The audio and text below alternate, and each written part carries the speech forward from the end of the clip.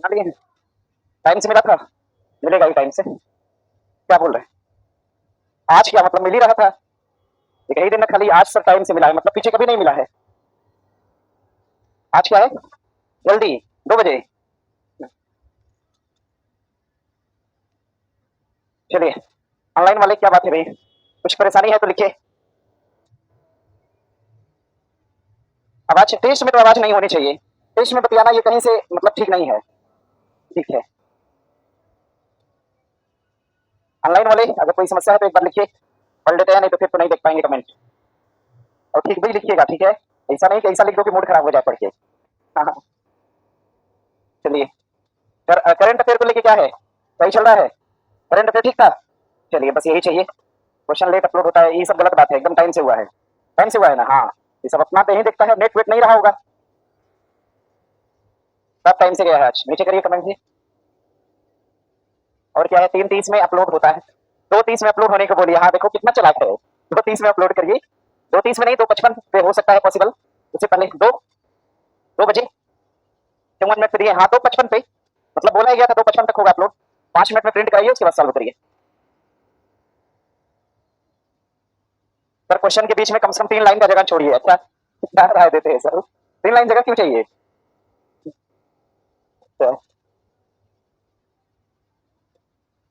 Coaching का material नहीं है, पढ़ने में दिक्कत, खरीद लीजिए, मिल तो जाता है नॉर्मली बाजार में। बहुत अच्छे से करेंगे। चलो हाँ, करंट अफेयर के लिए कोई शिकायत नहीं है, समझ रहे हैं?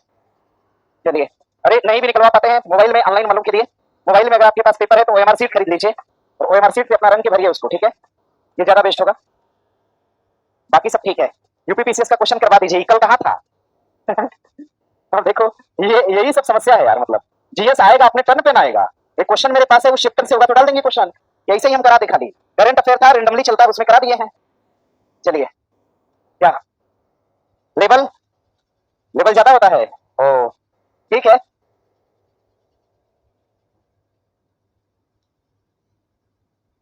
चलिए ठीक है, हटा दीजिए। लेवल आज तो कम ही था, आज का लो था। अच्छा मत कहिए, मुझे खुद ही ठीक नहीं, पसंद नहीं आ रहा है आज का लेवल। हम पेपर पढ़े तो मतलब लगा कि थोड़ा सा और बढ़ा देना चाहिए था। लेवल दरअसल नहीं होता है, समझिए। पेपर का लेवल क्या होता है यार, मतलब होता क्या है कि एक क्वेश्चन में 3-4 डेटा पूछ देते हैं तो लगता है कि लेवल बढ़ गया है। क्या चीज? तो पढ़िए ना यार, पढ़ा तो रहे हैं ना, ऐसा थोड़ी कि हम भाग रहे हैं पढ़ाने से। अगर हम ऐसा होता कि हम छोड़ देते, पेपर खाली बनाते, तब इसमें कंप्लेंट थी। जब हम पढ़ा रहे हैं तो फिर कोई समस्या नहीं है, हाई लो कुछ नहीं होता है।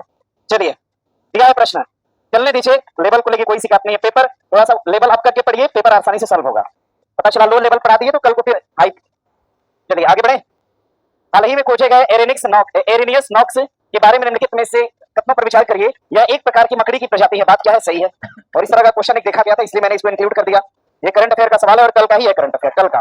एक मकड़ी ढूंढी गई जिसका नाम है एरेनियस नॉक्स। एरेनियस नॉक्स नाम की एक मकड़ी ढूंढी गई। और ध्यान दीजिएगा, अगर हम मकड़ी की बात करते हैं, मकड़ी, अगर हम मकड़ी की बात करेंगे, मकड़ी तो मकड़ी क्या है? एक प्रकार का कीट है। मकड़ी कीट है, मकड़ी को कीट में रखेंगे तब फिर क्या है बोले, इसीलिए हम पूछे। चलिए, एरेनियस नॉक्स को भारत में पहली बार अन्नामलाई टाइगर रिजर्व, ये गलत बात है, अन्नामलाई टाइगर रिजर्व नहीं, श्री सेलम टाइगर रिजर्व लिखिएगा। इसको कहां पर रखा गया? तो श्री सेलम टाइगर रिजर्व में रखा गया। श्री सेलम टाइगर रिजर्व में। थोड़ा सा अपने टाइम को आप लोग मैनेज धीरे धीरे करिए ना। देखिए, सुबह में आज थोड़ा टाइम मैनेज हम कर रहे थे, तेज पढ़ाने से मतलब 2 घंटे में डिस्कशन खत्म हो गया, इजिली, मतलब आसानी से खत्म हो गया। आप लोग का भी अगर ऐसा हो जाता कि 1 घंटा 45 मिनट में डिस्कशन, या 2 घंटे में अगर खत्म हो जाता तो हम एक क्लास ले लेते, बीपीएससी में रोज छूट जाता है। तो मैनेज धीरे धीरे आप लोग सीखिए ना, धीरे धीरे स्पीड बढ़ेगा, इतना हम आपको पहले ही आगाह कर दे रहे हैं। नहीं तो स्पीड कम करेंगे तो डेटा कम देंगे, फिर एग्जाम पास है, हम सोच रहे हैं डेटा दे रहे हैं, स्पीड का क्या है, सब मैनेज हो जाता है। श्री सेलम टाइगर रिजर्व के अंतर्गत इसको रखा गया। हाँ, अगर हम टाइगर रिजर्व से सवाल करते हैं, हटा सकते हैं इसको। अगर हम टाइगर रिजर्व की बात करेंगे, टाइगर रिजर्व, अगर हम टाइगर रिजर्व की बात करेंगे, टाइगर रिजर्व, तो भारत के अंदर कुल टाइगर रिजर्व की संख्या कितनी है? भारत में कुल टाइगर रिजर्व कितने? भारत में टाइगर रिजर्व कितने? क्या कितने हैं? 59 है। 59। टाइगर रिजर्व की संख्या कितनी है? 59 है, 59। अब उसी में 107 बोलने वाले भी थे। हाँ, टाइगर रिजर्व की संख्या कितनी? तो 59। और भारत का 57वां टाइगर रिजर्व प्रश्न करेगा, और भारत का 58वां टाइगर रिजर्व। भारत का 57वां कौन सा है? कौन सा? राता पानी है। हाँ ठीक है, राता पानी, राता पानी टाइगर रिजर्व। और पूछेगा 98वें नंबर पे कौन सा है, तो माधव। कौन सा होगा? Madhav tiger reserve. और 59वें नंबर पे पूछेगा कौन सा? गुरु घासीदास। अरे वो 56वां है भैया। ये टाइगर रिजर्व कहाँ पे? उड़ीसा में ना। एक बार नाम देखिए, मुझे ध्यान नहीं आ रहा है, देख लीजिए। आगे, आगे अगर हम बात करते हैं टाइगर रिजर्व, भारत का पहला कौन सा हो जाएगा? तो भारत का पहला टाइगर रिजर्व कौन सा होगा? Jim Corbett. क्या होगा? Jim Corbett. भारत का पहला tiger reserve Jim Corbett tiger reserve, और कहां पे है? उत्तराखंड के अंदर। कहां पर? उत्तराखंड के अंदर। आगे अगर हम रातापानी टाइगर रिजर्व की बात करेंगे तो कहां पे है? रातापानी कहां पर? अब पूछेगा माधव कहां पे है? माधव भी कहां पर? एमपी के अंदर। अब प्रश्न करेगा आपसे टाइगर स्टेट के नाम से किसको जानते हैं? टाइगर स्टेट कौन सा है? एमपी। टाइगर स्टेट कौन सा? एमपी। और टाइगर मैन के नाम से कौन जाना जाएगा? कैलाश सांखला। किसको जानते हैं? टाइगर मैन कौन सा है? कैलाश सांखला। कैलाश सांखला को टाइगर मैन कहा गया। और प्रश्न करेगा आपसे कि एरेनियस नॉक्स एक प्रकार की क्या है? तो मछली मकड़ी है। एरेनियस नॉक्स क्या हो जाएगा? तो मकड़ी। क्या है? मकड़ी। और इसको कहां पे रखा गया? तो श्रीशैलम टाइगर रिजर्व में। अब श्रीशैलम के बारे में एक सवाल पूछता है, भारत का सबसे बड़ा टाइगर रिजर्व कौन सा हो जाएगा? हाँ, भारत का सबसे बड़ा टाइगर रिजर्व, सबसे बड़ा टाइगर रिजर्व कौन सा हो जाएगा? तो श्रीशैलम। कौन सा होगा? Srisailam tiger reserve. कहां पे है? आंध्र प्रदेश के अंदर हो जाएगा। ध्यान दीजिएगा इसको। और प्रश्न करेगा एरेनियस नॉक्स एक प्रकार की क्या है? मकड़ी। और कहां पर उसको संरक्षित किया गया? तो श्रीशैलम टाइगर रिजर्व में किया गया। आगे प्रश्न दिया है कि निम्नलिखित में से किसने एक अग्रणी अध्ययन यानी समावेशी विकास के लिए एआई को जारी किया है? ध्यान रखिएगा, अग्रणी अध्ययन और समावेशी सामाजिक विकास के लिए एक एआई पोर्टल को जारी करने वाला कौन? सीडेक है, आरबीआई है कि विश्व बैंक की नीति आयोग? उत्तर क्या हो जाएगा? नीति आयोग हो जाएगा। उत्तर हो जाएगा नीति आयोग। अगर हम नीति आयोग की बात करते हैं तो नीति आयोग की स्थापना होती है सन 2015। स्थापना होती है सन 2015। और नीति आयोग के वर्तमान हेड कौन बनाए गए? तो नरेंद्र मोदी। कौन है नीति आयोग के वर्तमान अध्यक्ष? पूछेगा तो नरेंद्र मोदी। और नीति आयोग के वर्तमान उपाध्यक्ष के तौर पे कौन है? ध्यान रखिएगा, V R Subramaniam. V R Subramaniam इसके हो जाएंगे अध्यक्ष उपाध्यक्ष। और पूछेगा इसके सीईओ कौन है? तो सुमन बेरी। शांत, एक लोग बोलेंगे क्या? अच्छा कुछ, ओहो अच्छा, हाँ ठीक है ठीक है ठीक है। आवाज नहीं करिए, आवाज नहीं करिए। उपाध्यक्ष और सीईओ, उपाध्यक्ष और सीईओ। सीईओ पूछेगा तो कर लीजिएगा कौन है? V R Subramaniam. और उपाध्यक्ष के पद पे कौन है? तो सुमन बेरी। हाँ ठीक है, बना लीजिएगा। आगे वर्ल्ड बैंक की बात करते हैं तो पढ़ेंगे आप लोग वर्ल्ड बैंक सन 1945। और ब्रेटन वुड्स सम्मेलन आया था ना एग्जाम में, पीसीएस के एग्जाम में पूछा था, ब्रेटन वुड्स सम्मेलन के तहत किस संगठन की स्थापना हुई? तो वर्ल्ड बैंक और कौन? आईएमएफ। वर्ल्ड बैंक की स्थापना सन 1945। मुख्यालय कहां पर? डीसी। मुख्यालय भी पूछा था। और आईएमएफ का भी मुख्यालय कहां पर हो जाएगा? तो वाशिंगटन डीसी। डीसी का मतलब क्या है? District of Columbia. अगर हम आरबीआई की बात करते हैं, स्थापना होती है 1935, अधिनियम आया था 1934। आरबीआई के प्रथम गवर्नर ओसवन स्मिथ। और प्रथम भारतीय पूछेगा तो कौन? सीडी देशमुख। आरबीआई के वर्तमान गवर्नर कौन? संजय मल्होत्रा। और आरबीआई के गवर्नर संजय मल्होत्रा कौन से नंबर के हैं? तो 26वें। कौन से नंबर के हैं? 26वें। कितने साल के लिए अपॉइंट किया गया है? 3 साल। कितने साल के लिए? हाँ, जानने योग्य बात क्या है आरबीआई से? ध्यान दीजिएगा, आरबीआई से पूछेगा आरबीआई ने मौद्रिक नीति, आरबीआई ने मौद्रिक नीति की दर को कितना रखा है? तो ध्यान रखिएगा 4 दशमलव कितना? 5%। मौद्रिक नीति की दर आरबीआई ने कितना बताया? 4.5। और सीडेक पहल की बात करते हैं। सीडेक पहल एक प्रकार की रक्षा सहयोगी पहल है। कैसी पहल है? रक्षा सहयोगी पहल। एक प्रकार की रक्षा सहयोगी पहल, जिसको हम नाम क्या देते हैं? तो सीडेक प्रणाली का नाम देते हैं। सीडेक एक प्रकार की रक्षा सहयोगी पहल। कल के पेपर में ही होगा क्वेश्चन, पहले बता दे रहे हैं, इसका विस्तारित क्वेश्चन होगा। अभी तो नॉर्मली मैंने बता दिया बस। रक्षा सहयोगी एक प्रकार की पहल है जिसका नाम क्या है? सीडेक। उत्तर लगा लीजिएगा डी। प्रश्न करेगा अग्रणी अध्ययन और समावेशी विकास के लिए एआई पहल को जारी करने वाला कौन है? नीति आयोग। अध्ययन और समावेशी विकास के लिए एआई पहल कौन जारी किया? और एआई पर आधारित समिट कहां पर? पेरिस में। कहां पर? एआई स्कूल कहां? केरल। एआई की यूनिवर्सिटी कहां पर? महाराष्ट्र। एआई का उद्योग कहां पर? लखनऊ। एआई शहर कौन सा? लखनऊ। सब बना लेंगे। एआई आधारित पार्क कहां? छत्तीसगढ़। कहां पर? छत्तीसगढ़। आश्रा हिंद 2025 के संबंध में कथनों पर विचार करिए। भारत ऑस्ट्रेलिया संयुक्त सेनाभ्यास। ऑस्ट्रेलिया है, बात सही है क्या? भारत और कौन शामिल है? ऑस्ट्रेलिया। एक प्रकार का संयुक्त सेनाभ्यास है। और इसका छठा संस्करण था। छठा नहीं था भैया, ये कौन था? चौथा संस्करण। कौन सा है? चौथा। ये फोर्थ संस्करण था, चौथा संस्करण। अब फोर्थ संस्करण की वजह से स्टेटमेंट क्या हो जाएगा? गलत। अच्छा खंजर बताइए, खंजर। खंजर ध्यान रखिए, भारत और कौन? भारत और किर्गिस्तान। ये क्वेश्चन कई बार दे चुका है कि संस्करण कौन सा इसका है? तो 12वां संस्करण कौन सा है? उसी तरह से आश्रा हिंद का संस्करण कौन सा? चौथा। भारत और कौन? ऑस्ट्रेलिया। यह अक्टूबर 2025 में गोवा में नहीं बल्कि पर्थ के अंदर। कहां पर? पर्थ के अंदर। पर्थ कहां पड़ता है? ऑस्ट्रेलिया। पर्थ ऑस्ट्रेलिया में इसका आयोजन किया गया। ध्यान दीजिएगा, पर्थ ऑस्ट्रेलिया में इसका आयोजन किया गया, इस बात को ध्यान दीजिएगा। हाँ, प्रश्न करेगा भारतीय सेना ने इसके लिए ट्रेनिंग कहां पर लिया? ट्रेनिंग पूछेगा भारतीय सेना ने आश्रा हिंद के लिए ट्रेनिंग कहां पे लिया? तो गोवा में लिया। कहां पर? गोवा में लिया। देखो थोड़ा सा क्वेश्चन घुमा के दिया है। ट्रेनिंग कहां पे लिया पूछेगा भारतीय सेना ने इस अभ्यास के लिए? तो गोवा में। बाकी अभ्यास कहां पे आयोजित किया गया? तो पर्थ ऑस्ट्रेलिया के अंदर। यानी स्टेटमेंट दूसरा भी क्या है? गलत। सही पूछा है ना तो एक ना तो दो। नोट कर लीजिएगा। खंजर अभ्यास पूछेगा भारत और किर्गिस्तान। भारत और टाइगर ट्रम्प भारत और America. Hand in hand Bharat और चीन। सूर्य किरण भारत और नेपाल। आश्रा हिंद पूछेगा भारत और ऑस्ट्रेलिया। जामाता भारत और जापान। धर्म संरक्षक भारत और जापान। धर्म गार्जियन भारत और जापान। सब बना लेंगे। सबसे बड़ा नौसेना अभ्यास कौन सा? रिम्पेक। सबसे बड़ा नौसेना अभ्यास रिम्पेक होगा। और प्रश्न करेगा खान क्वेस्ट अभ्यास एक प्रकार का, सुनिए, बहुराष्ट्रीय अभ्यास। इसका आयोजन कहां पर? मंगोलिया। कहां पर? खान क्वेस्ट का आयोजन कहां पर? मंगोलिया। और एक राष्ट्रीय है कि बहुराष्ट्रीय? बहुराष्ट्रीय है। कैसा है? बहुराष्ट्रीय अभ्यास है। कहां पर? मंगोलिया। कहां पर? मंगोलिया। और बढ़ेंगे आगे यहां से। केंद्रीय मंत्रिमंडल ने 1 जुलाई 2025 से केंद्र सरकार के कर्मचारी और पेंशन भोगियों के लिए महंगाई भत्ता डीए और महंगाई राहत यानी डीआर में वृद्धि कर दिया। ऐसा सुना था आपने? कितना वृद्धि किया गया? 3%। कितना वृद्धि किया गया?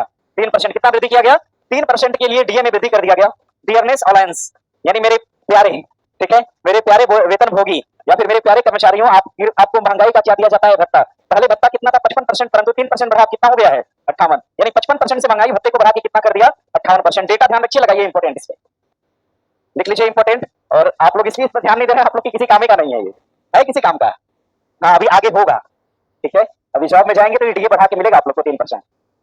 महंगाई भत्ते में केंद्र सरकार ने कितनी वृद्धि करी है? 10%। पहले 55 था, बढ़ के कितना है? 55 था, बढ़ के कितना है? 58। 55 से बढ़ के कितना है? 58। ध्यान रखिएगा। पेंशन और वेतन मंत्रालय, पेंशन और कर्मचारी वेतन मंत्रालय, पेंशन और कर्मचारी वेतन मंत्रालय द्वारा इसको इंप्लीमेंट किया गया, बढ़ाया गया। इस बात को ध्यान में रखिएगा, ठीक है।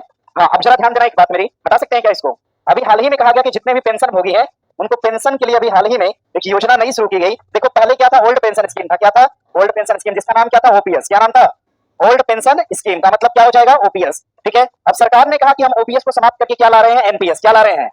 क्या ला रहे हैं? एनपीएस। एनपीएस का मतलब new pension scheme. Old pension scheme को बदल दिया किसमें? एनपीएस में। लेकिन लोगों ने इसका क्या क्या विरोध किया? इसका क्या किया? सरकारी कर्मचारियों ने इसका विरोध किया, कहा कि नहीं नहीं, हमें एनपीएस स्वीकार नहीं है। बहुत सारा ऐसा प्रावधान था जो कि पेंशन में कटौती कर रहा था, तो लोगों ने कहा कि हमें स्वीकार नहीं। तो सरकार ने एक रास्ता इजाद किया, इन दोनों को क्या किया? मर्ज कर दिया। कुछ प्रावधान यहां से उठाए, कुछ प्रावधान यहां से, और यूनिफाइड पेंशन स्कीम लाया, जिसको क्या कहा गया? यूपीएस कहा गया। तो अभी फिलहाल पेंशन की योजना कौन सी है? यूपीएस। भारत में, लिखिएगा, भारत में वर्तमान संचालित पेंशन योजना, भारत में वर्तमान संचालित पेंशन योजना की बात करेगा तो कौन हो जाएगा? यूपीएस होगा। नोट करिए। करंट अफेयर का हर बात हम आपको यहां से बता देते हैं, दो चार बातें छूटती हैं तो कहीं ना कहीं मिल ही जाती हैं आगे चलते। भारत में वर्तमान संचालित पेंशन योजना कौन सी है? तो यूपीएस है, यूनिफाइड पेंशन स्कीम। क्या होगा? यूनिफाइड। लिख भी देते हैं यहां पर, इसमें यू का मतलब क्या है? यूनिफाइड है, यूनिफाइड पेंशन स्कीम है। और यहाँ पर ओ का मतलब ओल्ड, और वहां पे एन का मतलब क्या है? न्यू। चलिए, भारत सरकार ने डीए और डीआर में कितना वृद्धि करा है? 3%। 55 था, 55 से बढ़ के कितना? 55 से बढ़ के कितना?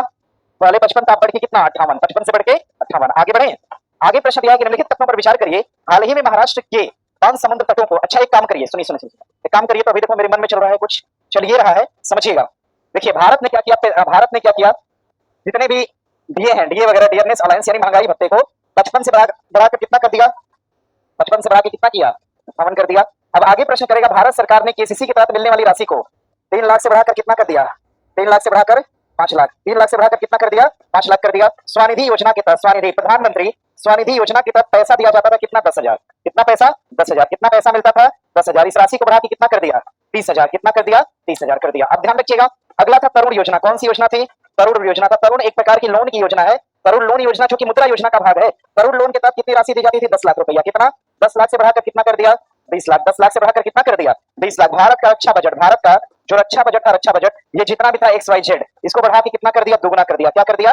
दुगना कर दिया। भारत के रक्षा बजट को जितना भी था, जो भी रहा, उसको बढ़ा के क्या कर दिया? दुगना कर दिया। और भारत सरकार सन 2027 से, भारत सरकार जो है, भारत सरकार सन 2027 से, कब से? 27 से एक बजट पेश करेगी जिसका नाम क्या होगा? खेल बजट। कौन सा बजट? खेल बजट। इसको नोट करिएगा। जो बढ़ा है मैंने बताया, और कुछ बढ़ा है आप लोग को याद है तो बताइए, कौन सा? हाँ भैया, लिख देते हैं, कहाँ गया? करोड़ लोन के साथ इतना, करोड़ प्लस होगा तो कितना हो जाएगा? 20 लाख। बताइए, और कुछ बढ़ा घटा है? घटा भी हो तो बताइए। नहीं, कुछ नहीं घटा बढ़ा है। जीएसटी तो एक दिन बताए अच्छे से। अच्छा, किसने आप लोग को बताया है ना? अरे नए वाले क्लास में जीएसटी को बताए हैं, नए वाले में। हाँ क्या भैया? क्या नहीं समझ पा रहे हैं? एमएसएमई को भी नेता कितना परसेंट? कंफर्म होना एकदम। 26%, 26, 26। अब नेताओं की सैलरी, एक दिन मैंने पढ़ा था लेकिन मुझे नहीं लगा कि बहुत विशेष है। इस सैलरी में इजाफा हुआ है 26 पर 26 भैया, 24 और अच्छा 24% लिख लीजिएगा। एक बार मेरे सामने आता, हमें इंटरेस्ट नहीं लिया, इसको नोट कर लीजिएगा। आगे बढ़े यहाँ से, बाकी वो हिसाब के लिए जरूरी है। बहुत कुछ बड़ा घटा है, कभी और देखेंगे। आगे प्रश्न दिया है कि कथनों पर विचार करिए। हाल ही में महाराष्ट्र के 5 समुद्र तटों को अंतर्राष्ट्रीय ब्लू फ्लैग प्रमाणन दिया गया। बात क्या है? सही, ब्लू फ्लैग, अंतर्राष्ट्रीय ब्लू फ्लैग प्रमाणन दिया गया। और ब्लू फ्लैग प्रमाणन प्रदान करता है यूनाइटेड नेशन एनवायरमेंट प्रोग्राम। बात अपने आप में क्या है? गलत है भाई, यूनाइटेड नेशन एनवायरमेंट प्रोग्राम इसको देता ही नहीं है। ब्लू फ्लैग प्रमाणन लिख लीजिएगा। फाउंडेशन कौन देता है? फाउंडेशन, फाउंडेशन लिखिएगा। इसको प्रदान कौन करता है? Foundation environmental, foundation environmental, foundation environmental, ध्यान रखिएगा। फाउंडेशन इन्वायरमेंटल ऑर्गेनाइजेशन, या फिर प्रोग्राम लिख सकते हैं, प्रोग्राम लिख लीजिएगा ज्यादा ठीक। यही प्रदान करता है, जिसको आप FEP के नाम से भी जान सकते हैं, जिसको आप FEP के नाम से जानते हैं। इसी के तहत ब्लू फ्लैग प्रमाणन दिया जाता है। और भारत का पहला प्रश्न करेगा आपसे, भारत का पहला ब्लू फ्लैग, भारत का पहला ब्लू फ्लैग प्रमाणन प्रदान किया गया और ये किस तट को दिया गया? तो उड़ीसा। किसको दिया गया था? उड़ीसा। भारत का पहला ब्लू फ्लैग प्रमाणन किसको दिया गया? उड़ीसा। ध्यान दीजिएगा। और महाराष्ट्र में कुल कितने समुद्र तटों को दिया गया है? 5 तटों को। अंतरराष्ट्रीय ब्लू फ्लैग प्रमाणन ये इंटरनेशनल लेवल पे दिया जाता है, ध्यान दीजिए। अगर हम यूएनईपी की बात करेंगे, हटा सकते हैं इसको, हटा सकते हैं ना। अच्छा, ब्लू फ्लैग प्रमाणन किस राज्य के तट को दिया गया? महाराष्ट्र। और कितने तटों को दिया गया? 5, क्योंकि उड़ीसा को जब पहली बार दिया गया था तो उड़ीसा के 6 समुद्र तटों को दिया गया था ये अवार्ड, लेकिन इस बार महाराष्ट्र को दिया गया तो कितने तटों को दिया गया? 5। और ध्यान दीजिएगा किसके द्वारा दिया गया? फाउंडेशन एनवायरमेंटल प्रोग्राम द्वारा दिया गया। और भारत का पहला ब्लू फ्लैग प्रमाणन किसको दिया गया? उड़ीसा। अगर हम यूएनईपी की बात करते हैं, ऑप्शन में था, लिख लीजिएगा UNEP, United Nation environmental program. ध्यान रखिए, यूएनईपी की जो स्थापना है, स्थापना यूएनईपी की स्थापना 1900 कब होती है? 72। और यूएनईपी की स्थापना ये किसका परिणाम था? तो ये परिणाम था किसका? स्टॉकहोम सम्मेलन का। किसका था? स्टॉकहोम सम्मेलन। स्वीडन के स्टॉकहोम में पर्यावरण पर सम्मेलन हुआ था और भारत में पर्यावरण का ये पहला सम्मेलन था। ध्यान रखिएगा, पर्यावरण का, कि भारत में पर्यावरण का पहला सम्मेलन, भारत में ये पर्यावरण का पहला सम्मेलन हुआ और इसी सम्मेलन के तहत यूएनईपी की स्थापना करी गई। और यूएनईपी का मुख्यालय कहां पर हो जाएगा? मुख्यालय कहां पे? हाँ, केन्या नैरोबी। कहां पर? केन्या नैरोबी के अंदर हो जाएगा इसका headquarter. United Nation environmental program, note कर लीजिएगा। यूएनईपी वैश्विक स्तर पर पर्यावरण का एक संगठन है। ये स्थापना स्टॉकहोम सम्मेलन से, और पर्यावरण दिवस की अवधारणा भी कहां से पड़ी थी? स्टॉकहोम सम्मेलन। स्टॉकहोम सम्मेलन का आयोजन करा गया था 1972 में। आगे देखिए, प्रश्न दिया है कि भारत द्वारा आयोजित संयुक्त राष्ट्र सैन्य योगदान देने वाले देशों के प्रमुखों का सम्मेलन 2025 या किस शहर में आयोजित किया जाएगा? मुंबई, बेंगलुरु, नई दिल्ली या हैदराबाद। दिया है कि संयुक्त राष्ट्र सैन्य योगदान देने वाले देशों के प्रमुखों का सम्मेलन 2025 में, इसका आयोजन कहां पे होगा? तो नई दिल्ली। भैया भारत टैक्स कहां पे होगा? भारत टैक्स कहां पे? हाँ, भारत टैक्स का आयोजन कहां पे? नई दिल्ली। 2+2 वार्ता पूछेगा, 2+2 वार्ता। देखिए, सब 2025 का है, जनवरी के बाद का। 2+2 वार्ता कहां पर? नई दिल्ली। कहां पर? 2+2 वार्ता कहां? नई दिल्ली। भारत टैक्स सम्मेलन कहां पर? नई दिल्ली। आगे तीसरे नंबर पे आइएगा, प्रश्न करेगा आपसे रायसीना बैठक। रायसीना बैठक भी कहां पर? नई दिल्ली। रायसीना बैठक का आयोजन कहां पर? नई दिल्ली। रायसीना बैठक भी नई दिल्ली। अंतरराष्ट्रीय पुस्तक मेला पूछेगा तो कहां पर? नई दिल्ली। पुस्तक मेला कहां पर? नई दिल्ली के अंदर। हाँ, प्रश्न करेगा भारत पर्व सम्मेलन कहां पर? भारत पर्व सम्मेलन भी कहां पर? New Delhi. One nation one election program, one nation one election program भी कहां पर चलाया गया? नई दिल्ली। और भैया ध्यान रखिएगा, बिमस्टेक बताया था ना आपको, बिमस्टेक का मंत्री स्तरीय सम्मेलन कहां पर? बिमस्टेक का मंत्री स्तरीय सम्मेलन कहां पर? नई दिल्ली। विश्व एथलेटिक्स चैंपियनशिप, विश्व एथलेटिक्स चैंपियनशिप भी कहां पर? हाँ, विश्व एथलेटिक्स चैंपियनशिप भी कहां पर? नई दिल्ली के अंदर। ध्यान दीजिएगा। हाँ, क्या सर? पैरा, हाँ पैरा पैरा पैरा, ये कहां लिखे इसको हम? विश्व पैरा एथलेटिक्स, हाँ लिख लीजिएगा।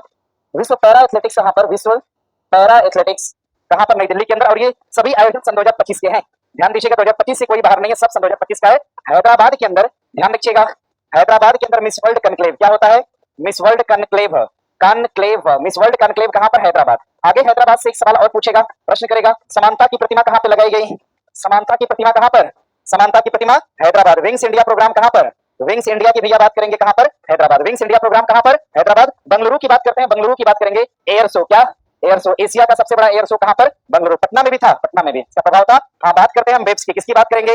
वेब्स कहां पर? मुंबई। वेब्स 2025 का आयोजन कहां? मुंबई। ध्यान रखिएगा। और एआई आधारित यूनिवर्सिटी कहां पर हो जाएगा? महाराष्ट्र में। कहां पर? महाराष्ट्र। बनाइए इसको, हो गया, सब तो पढ़ा हुआ ही है, लिख रहे होंगे 12 दोबारा, ऐसा है ना? याद नहीं करेंगे तो यही हाल होगा। याद वाली बात को एकदम अवॉइड करा करिए, नोट बन जाएगा बहुत मोटा तो फिर दिक्कत होगा। नोट 50-60 से ऊपर जाना ही नहीं चाहिए। मैक्सिमम करंट अफेयर का नोट 60 पेज, उससे ऊपर मत ले जाइएगा, नहीं तो फिर ग्रंथ बन जाएगा वो, रामायण की तरह। ठीक है, एयर शो कहां पे? एयर शो कहां पे? मिस वर्ल्ड कनक्लेव कहां? और 2025 का मिस वर्ल्ड कनक्लेव कहां की महिला ने जीता? थाईलैंड। थाईलैंड। कौन सी महिला थी? ध्यान रखिएगा, अंशिता सुजाता करके कोई थी। समानता की प्रतिमा कहां? हैदराबाद। और विंग्स इंडिया प्रोग्राम कहां है? विंग्स इंडिया में अवार्ड दिया गया केम्पेगौड़ा एयरपोर्ट को, और केम्पेगौड़ा एयरपोर्ट कहां पर? बेंगलुरु। भारत पर्व और one nation one election program, BIMSTEC मंत्री स्तरीय एथलेटिक्स सम्मेलन, पुस्तक मेला, रायसीना बैठक, 2+2 वार्ता, भारत टैक्स, सभी कहां पे? दिल्ली। वेब शिखर सम्मेलन कहां? मुंबई। कहां पर? मुंबई। आगे मौसम ग्राम के बारे में तथ्यों पर विचार करिए। भारतीय मौसम विज्ञान विभाग द्वारा शुरू किया गया यह एक नागरिक केंद्रित डिजिटल प्लेटफॉर्म है। बात अपने आप में क्या है? सही है। यह अगले 36 घंटे के लिए हर घंटे पूर्वानुमान प्रदान करता है। बात अपने आप में क्या है? ध्यान रखिए, दोनों कथन अपने आप में क्या होगा? सही हो जाएगा। बाकी मौसम से और कोई करंट में न्यूज ही नहीं है कि बताया हम आपको। आगे अभ्यास होगा 2025 किन दो देशों के बीच? भारत फ्रांस, भारत और ब्रिटेन। भारत और ब्रिटेन होगा, हाँ ना पीछे? भारत और किसके बीच? ब्रिटेन के बीच। भारत फ्रांस के बीच कोई अभ्यास बताइए, कौन सा अभ्यास? गरुड़ अभ्यास, वरुण अभ्यास। ध्यान रखिए, गरुड़ बोल दे तो भारत और कौन? गरुड़ अभ्यास भारत और इंडोनेशिया के बीच होता है। और जामाता की बात करते हैं, भारत और जापान। टाइगर ट्रम्प, संयुक्त राज्य अमेरिका और भारत। रिम्पिक अभ्यास में अग्रणी भूमिका कौन निभाता है? अमेरिका। रिम्पिक का आयोजन भी कौन करता है? अमेरिका। क्वाड में शामिल देश कितने? 4, भारत, ऑस्ट्रेलिया, जापान और अमेरिका। क्वाड के देश किस अभ्यास में भाग लेते हैं? मालाबार। इसमें भाग लेंगे। और 68वें राष्ट्रमंडल संसदीय सम्मेलन के संदर्भ में निम्नलिखित तथ्यों पर विचार करिए। यह ब्रिजटाउन बारबाडोस में आयोजित किया गया। बात अपने आप में क्या है? सही है। राज्यसभा के सभापति श्री सीपी राधाकृष्णन ने इस सम्मेलन में भारतीय संसदीय दल का प्रतिनिधित्व करा था। ये बात अपने आप में क्या है, गलत है। राज्यसभा के सभापति इसमें एज सदस्य गए थे। प्रतिनिधित्व किसने करा था? प्रतिनिधित्व, अगर हम प्रतिनिधित्व की बात करते हैं तो लोकसभा के स्पीकर ने करा था। कौन किया था? लोकसभा स्पीकर ने करा था। इसमें प्रतिनिधित्व लोकसभा स्पीकर नाम क्या हो जाएगा? ओम बिरला। क्या नाम होगा? लोकसभा के स्पीकर ओम बिरला द्वारा इसमें नेतृत्व किया गया था। इस बात को ध्यान दीजिएगा, पेपर पे काट के बनाइए इसको। ठीक है, पहला स्टेटमेंट आपका सही है, दूसरा क्या हो जाएगा? गलत हो जाएगा। लिखिएगा, 68वें राष्ट्रमंडल के संसदीय सम्मेलन में भारत की तरफ से प्रतिनिधित्व करने वाले कौन थे? ओम बिरला। कौन थे? 68वें राष्ट्रमंडल समिट में भारत की तरफ से प्रतिनिधित्व किसने किया था? ओम बिरला। 68वें राष्ट्रमंडल समिट में भारत की तरफ से कौन गए थे? राष्ट्रमंडल का 2025 में कौन सा सम्मेलन? 68वां। कौन सा राष्ट्रमंडल का भारत में कौन सा 2025 में कौन सा सम्मेलन? और भारत की तरफ से प्रतिनिधित्व करने वाले कौन है? ओम बिरला। कौन है? ओम बिरला। जरा ध्यान दीजिएगा, अगर हम राष्ट्रमंडल की बात करते हैं, राष्ट्रमंडल में भारत को सदस्यता के लिए चर्चा कब करी गई थी? चर्चा किया गया था कब? 1947 में। लेकिन राष्ट्रमंडल में भारत को शामिल कर लिया गया, ध्यान रखिएगा, कब? सन 1949। संविधान के लागू होने के समय कहा गया भारत राष्ट्रमंडल का भी क्या होगा? सदस्य होगा। और राष्ट्रमंडल की 68वीं बैठक, संसदीय बैठक की अध्यक्षता करने वाले कौन है? ओम बिरला। राष्ट्रमंडल की रक्षा मंत्री की बैठक की अध्यक्षता किसने करा था भारत की तरफ से? तो राजनाथ सिंह है। राजनाथ सिंह। कौन किया? इसके गृह मंत्रियों की बैठक की अध्यक्षता कौन करते हैं? अमित शाह। कौन किए? और इसमें भारत का प्रतिनिधित्व किसने करा? नरेंद्र मोदी ने। कौन किया? चलिए आगे बढ़ेंगे। ओ फास्ट है, लिख नहीं पाते हैं? अच्छा ठीक है बेटे, अच्छा स्लो ही है। चलिए अब रुक गए, नहीं पढ़ाते हैं, नोट करिए और आप कहिए तभी शुरू करते हैं फिर आगे। क्या? चलिए अब क्या शोर करते हो आप लोग? जानते हैं ना, मेरा मकसद ये है, देखिए समझिए, सब लोग अच्छे से समझिए मेरी भावनाओं को। यार हम चाहते क्या है, ये कोई समझता ही नहीं है। सुनिए ना, सुनिए, कोंकण आज आया, कल भी था, शायद इससे पीछे भी आया होगा। हाँ, आज तीसरा दिन है। कौन सा दिन है? तीसरा। सुनिए ना, जैसे किसी भी क्वेश्चन को एक बार नहीं बल्कि 2 बार, 3 बार, 4 बार हम रिपीट क्यों करते हैं? इसके पीछे का कारण यही है कि हम तेज पढ़ाते हैं। समझ गए ना? परेशान मत होइए, क्वेश्चन नहीं बनेगा तो जिम्मेदारी फिर मेरी रहेगी। आपको याद हो रहा है ना? याद हो रहा है? नहीं हो रहा है? हो रहा है याद। तो सबसे बड़ी बात, नहीं याद होगा तो देख लो फिर बुरा है, ठीक है ना? हंस रहे हो। याद देखिए होना सबसे अच्छी बात है, बाकी स्लो कर देते हैं क्लास को, कोई दिक्कत नहीं। चलिए आगे, शांत रहिए। दिया है कि दलहन आत्मनिर्भरता मिशन के संदर्भ में निम्नलिखित कथनों पर विचार करिए। इसे प्रधानमंत्री द्वारा 11 अक्टूबर 2025 को पूसा दिल्ली में क्या किया गया? लॉन्च किया गया। इस मिशन का लक्ष्य दलहन की खेती के अंतर्गत क्षेत्रफल को कितना बढ़ाना है? 35 लाख हेक्टेयर तक क्या करना है? बढ़ाना है। सेम यही क्वेश्चन दिए थे, स्टेटमेंट उसमें 3 था। एक बार सेम क्वेश्चन दिए थे, स्टेटमेंट उसमें क्या था? अलग था। आज क्वेश्चन सेम दिया, स्टेटमेंट क्या है? अलग है। तो क्वेश्चन 3 बार आ गया ना यार, हम खुद ही 3। हमें देखिए, आप लोग की चीजों की कदर है, लेकिन आप लोग पता नहीं काहे नहीं करते हैं, आप, मुझे नहीं पता। चलिए उत्तर लगाइएगा, दोनों सही है। दलहनी मिशन, दलहन आत्मनिर्भरता मिशन की अगर बात करते हैं तो दलहन आत्मनिर्भरता मिशन, दलहन आत्मनिर्भरता आत्मनिर्भरता मिशन, दलहन आत्मनिर्भरता आत्मनिर्भरता मिशन, दलहन आत्मनिर्भरता मिशन की अगर बात करेंगे तो जरा ध्यान दीजिएगा, इसकी बात करी गई बजट के दौरान, इसकी बात करी गई बजट 15 में, 25 में, बजट 2025 और 26। कुल कितनी दलहनी फसल की बात की गई? 3 की बात की गई, और कहा कि इन तीनों फसलों पर एमएसपी की दर कितनी होगी? 100%। एमएसपी की रेट कितनी होगी? 100% एमएसपी का दर होगा। और फसल कितनी? 3। कौन कौन सा? आराम से, आराम से सुनिए। मसूर है, मसूर है, और क्या है? उड़द है, उड़द की दाल है, और क्या है? अरहर है। मसूर, उड़द और कौन सा? अरहर। दलहन आत्मनिर्भरता मिशन बजट सन 2025 और 26, एमएसपी पूछेगा तो कितना? 100%। बताओ, स्लो पढ़ाते हैं तो हमें खुद ही कॉन्फिडेंस नहीं आता है। आगे दिया है कि सितंबर 2025 तक निम्नलिखित में से किस अमेरिकी राज्य ने दीपावली को आधिकारिक राज्य अवकाश घोषित किया? कहा कि दीपावली पर अवकाश होगा। कैलिफोर्निया ने। किसने कहा? और किसने कहा? पेंसिल्वानिया। और किसने कहा? कनेक्टिकट ने कहा। टेक्सास ने नहीं कहा। यानी 3 देश हो जाएंगे। 3 देश का मतलब 1 3 और क्या होगा? 4। 1 3 और क्या होगा? 4 होगा। अभी देखिए ऑफिस में हम पूछ रहे थे कि स्पीड की कोई कंप्लेंट तो नहीं है ना, तो ऑफिस वाला बोला कि नहीं है सर। ठीक है, अब देखो क्लास में दिख गया। चलिए नोट करिएगा, हो गया। दीपावली की बात करते हैं। दीपावली, दीपावली बताइए, पूर्णिमा की अमावस्या कब? अब इसमें सब सस्पेंस होगा कि पूर्णिमा हो जाए। कब होता है दीपावली? कब? दीपावली को शोक के रूप में कौन सी जनजाति मनाती है? और मनाती है? थारू। बस आवाज नहीं करिए, ध्यान रखिएगा। दीपावली के दिन जेल से फरार हुए थे कौन? जयप्रकाश नारायण। बस दीपावली से यही फैक्ट है, ध्यान दीजिएगा। हाँ, दीपावली पर राष्ट्रीय अवकाश के रूप में घोषित किया किसने? कनेक्टिकट ने, कैलिफोर्निया और किसने? पेंसिल्वेनिया। पेंसिल्वेनिया, कैलिफोर्निया और कनेक्टिकट, ये 3 ऐसे देश हैं अमेरिका के जिन्होंने कहा कि दीपावली को अब हम क्या मनाएंगे? तो राष्ट्रीय अवकाश के रूप में इसको मनाएंगे। और हमारे यहाँ अवकाश तो होता है लेकिन राष्ट्रीय अवकाश नहीं होता है। मतलब एक धार्मिक अवकाश है लेकिन राष्ट्रीय अवकाश नहीं। राष्ट्रीय अवकाश भारत में कितने हैं? 3 की 4? भारत में राष्ट्रीय अवकाश कितने? 3 है, 2 है, 3 है। कितने हैं? गांधी जयंती, 15 अगस्त और हाँ भैया, आपकी आवाज नहीं आ पा रही है क्या? अब जो होगा लिख के दे दीजिएगा, बैठ जाइए प्लीज। क्या है कि ऑपरेशन चक्र 5 के संदर्भ में कथनों पर विचार करिए। ऑपरेशन चक्र को सीबीआई द्वारा शुरू करा गया, सीबीआई द्वारा शुरू किया गया। ऑपरेशन चक्र को सीबीआई द्वारा शुरू किया गया, ध्यान दीजिएगा। और सीबीआई की जब बात आई गई है तो सीबीआई की स्थापना होती है सन 1963। और सीबीआई के हेड कौन हो जाएंगे? कौन है? ध्यान रखिएगा, प्रवीण सूद साहब है, कौन है? सीबीआई के हेड कौन है? प्रवीण सूद। आगे बैठने वाले जवाब गलत होता है तो मत दिया करिए, आप लोग मुझे डिस्ट्रैक्ट कर देते हैं। हेड कौन है? प्रवीण सूद। सीबीआई की स्थापना 1963। सीबीआई ने एक पोर्टल शुरू किया है, नाम है भारत पोल। क्या नाम है? भारत पोल पोर्टल की शुरुआत करा है किसने? सीबीआई ने। और किस मंत्रालय के साथ मिलकर करा है? मंत्रालय कौन सा? गृह मंत्रालय यानी होम मिनिस्ट्री के साथ मिलकर शुरुआत किया है। आगे सुनिएगा, इसे डिजिटल गिरफ्तारी धोखाधड़ी के मामले के विरुद्ध शुरू करा गया। बात क्या है? सही है। पहला गलत, दूसरा क्या है? सही है। दूसरा स्टेटमेंट अपने आप में क्या है? बनाइए भैया, ठीक है, जो होगा लिख कर दे दीजिए, करा देंगे यहाँ से, अब शोर नहीं करिएगा एकदम। आगे प्रश्न दिया है कि नवी मुंबई अंतर्राष्ट्रीय हवाई अड्डा, नवी मुंबई इंटरनेशनल एयरपोर्ट के संदर्भ में कथनों पर विचार करिए। भारत का सबसे बड़ा ग्रीनफील्ड हवाई अड्डा है। बात क्या है? सही है। इसे सार्वजनिक निजी भागीदारी के तहत विकसित किया गया है। बात क्या है? सही है। इसमें कंपनी सरकारी और प्राइवेट दोनों लगी है और दोनों के तहत इसको विकसित किया गया और इसमें प्राइवेट कंपनी के तौर पर योगदान देने वाली कंपनी कौन सी है? तो रिलायंस है। कौन है? रिलायंस है। ध्यान रखिएगा, इसमें कंपनी के तौर पे, प्राइवेट कंपनी के तौर पे योगदान किसने दिया? रिलायंस ने। बाकी ये केंद्र सरकार के अधीन हवाई अड्डा है, केंद्र सरकार और रिलायंस की योजना के तहत बनाया गया है। प्रश्न करेगा कौन सा सही है? तो ध्यान रखिएगा, ए और बी दोनों सही है। अब जरा ध्यान देना, प्रश्न करेगा ग्रीनफील्ड। ग्रीनफील्ड की अगर बात करते हैं, ग्रीनफील्ड, अगर हम ग्रीनफील्ड की बात करेंगे, greenfield, greenfield airport, greenfield airport, greenfield airport, Bharat का पहला, भारत का, भारत का पहला, भारत का पहला ग्रीनफील्ड एयरपोर्ट, भारत का पहला ग्रीनफील्ड एयरपोर्ट कौन सा? तो ध्यान रखिएगा, कोचीन एयरपोर्ट। कौन सा? कोचीन एयरपोर्ट। भारत का पहला ग्रीनफील्ड एयरपोर्ट कौन सा?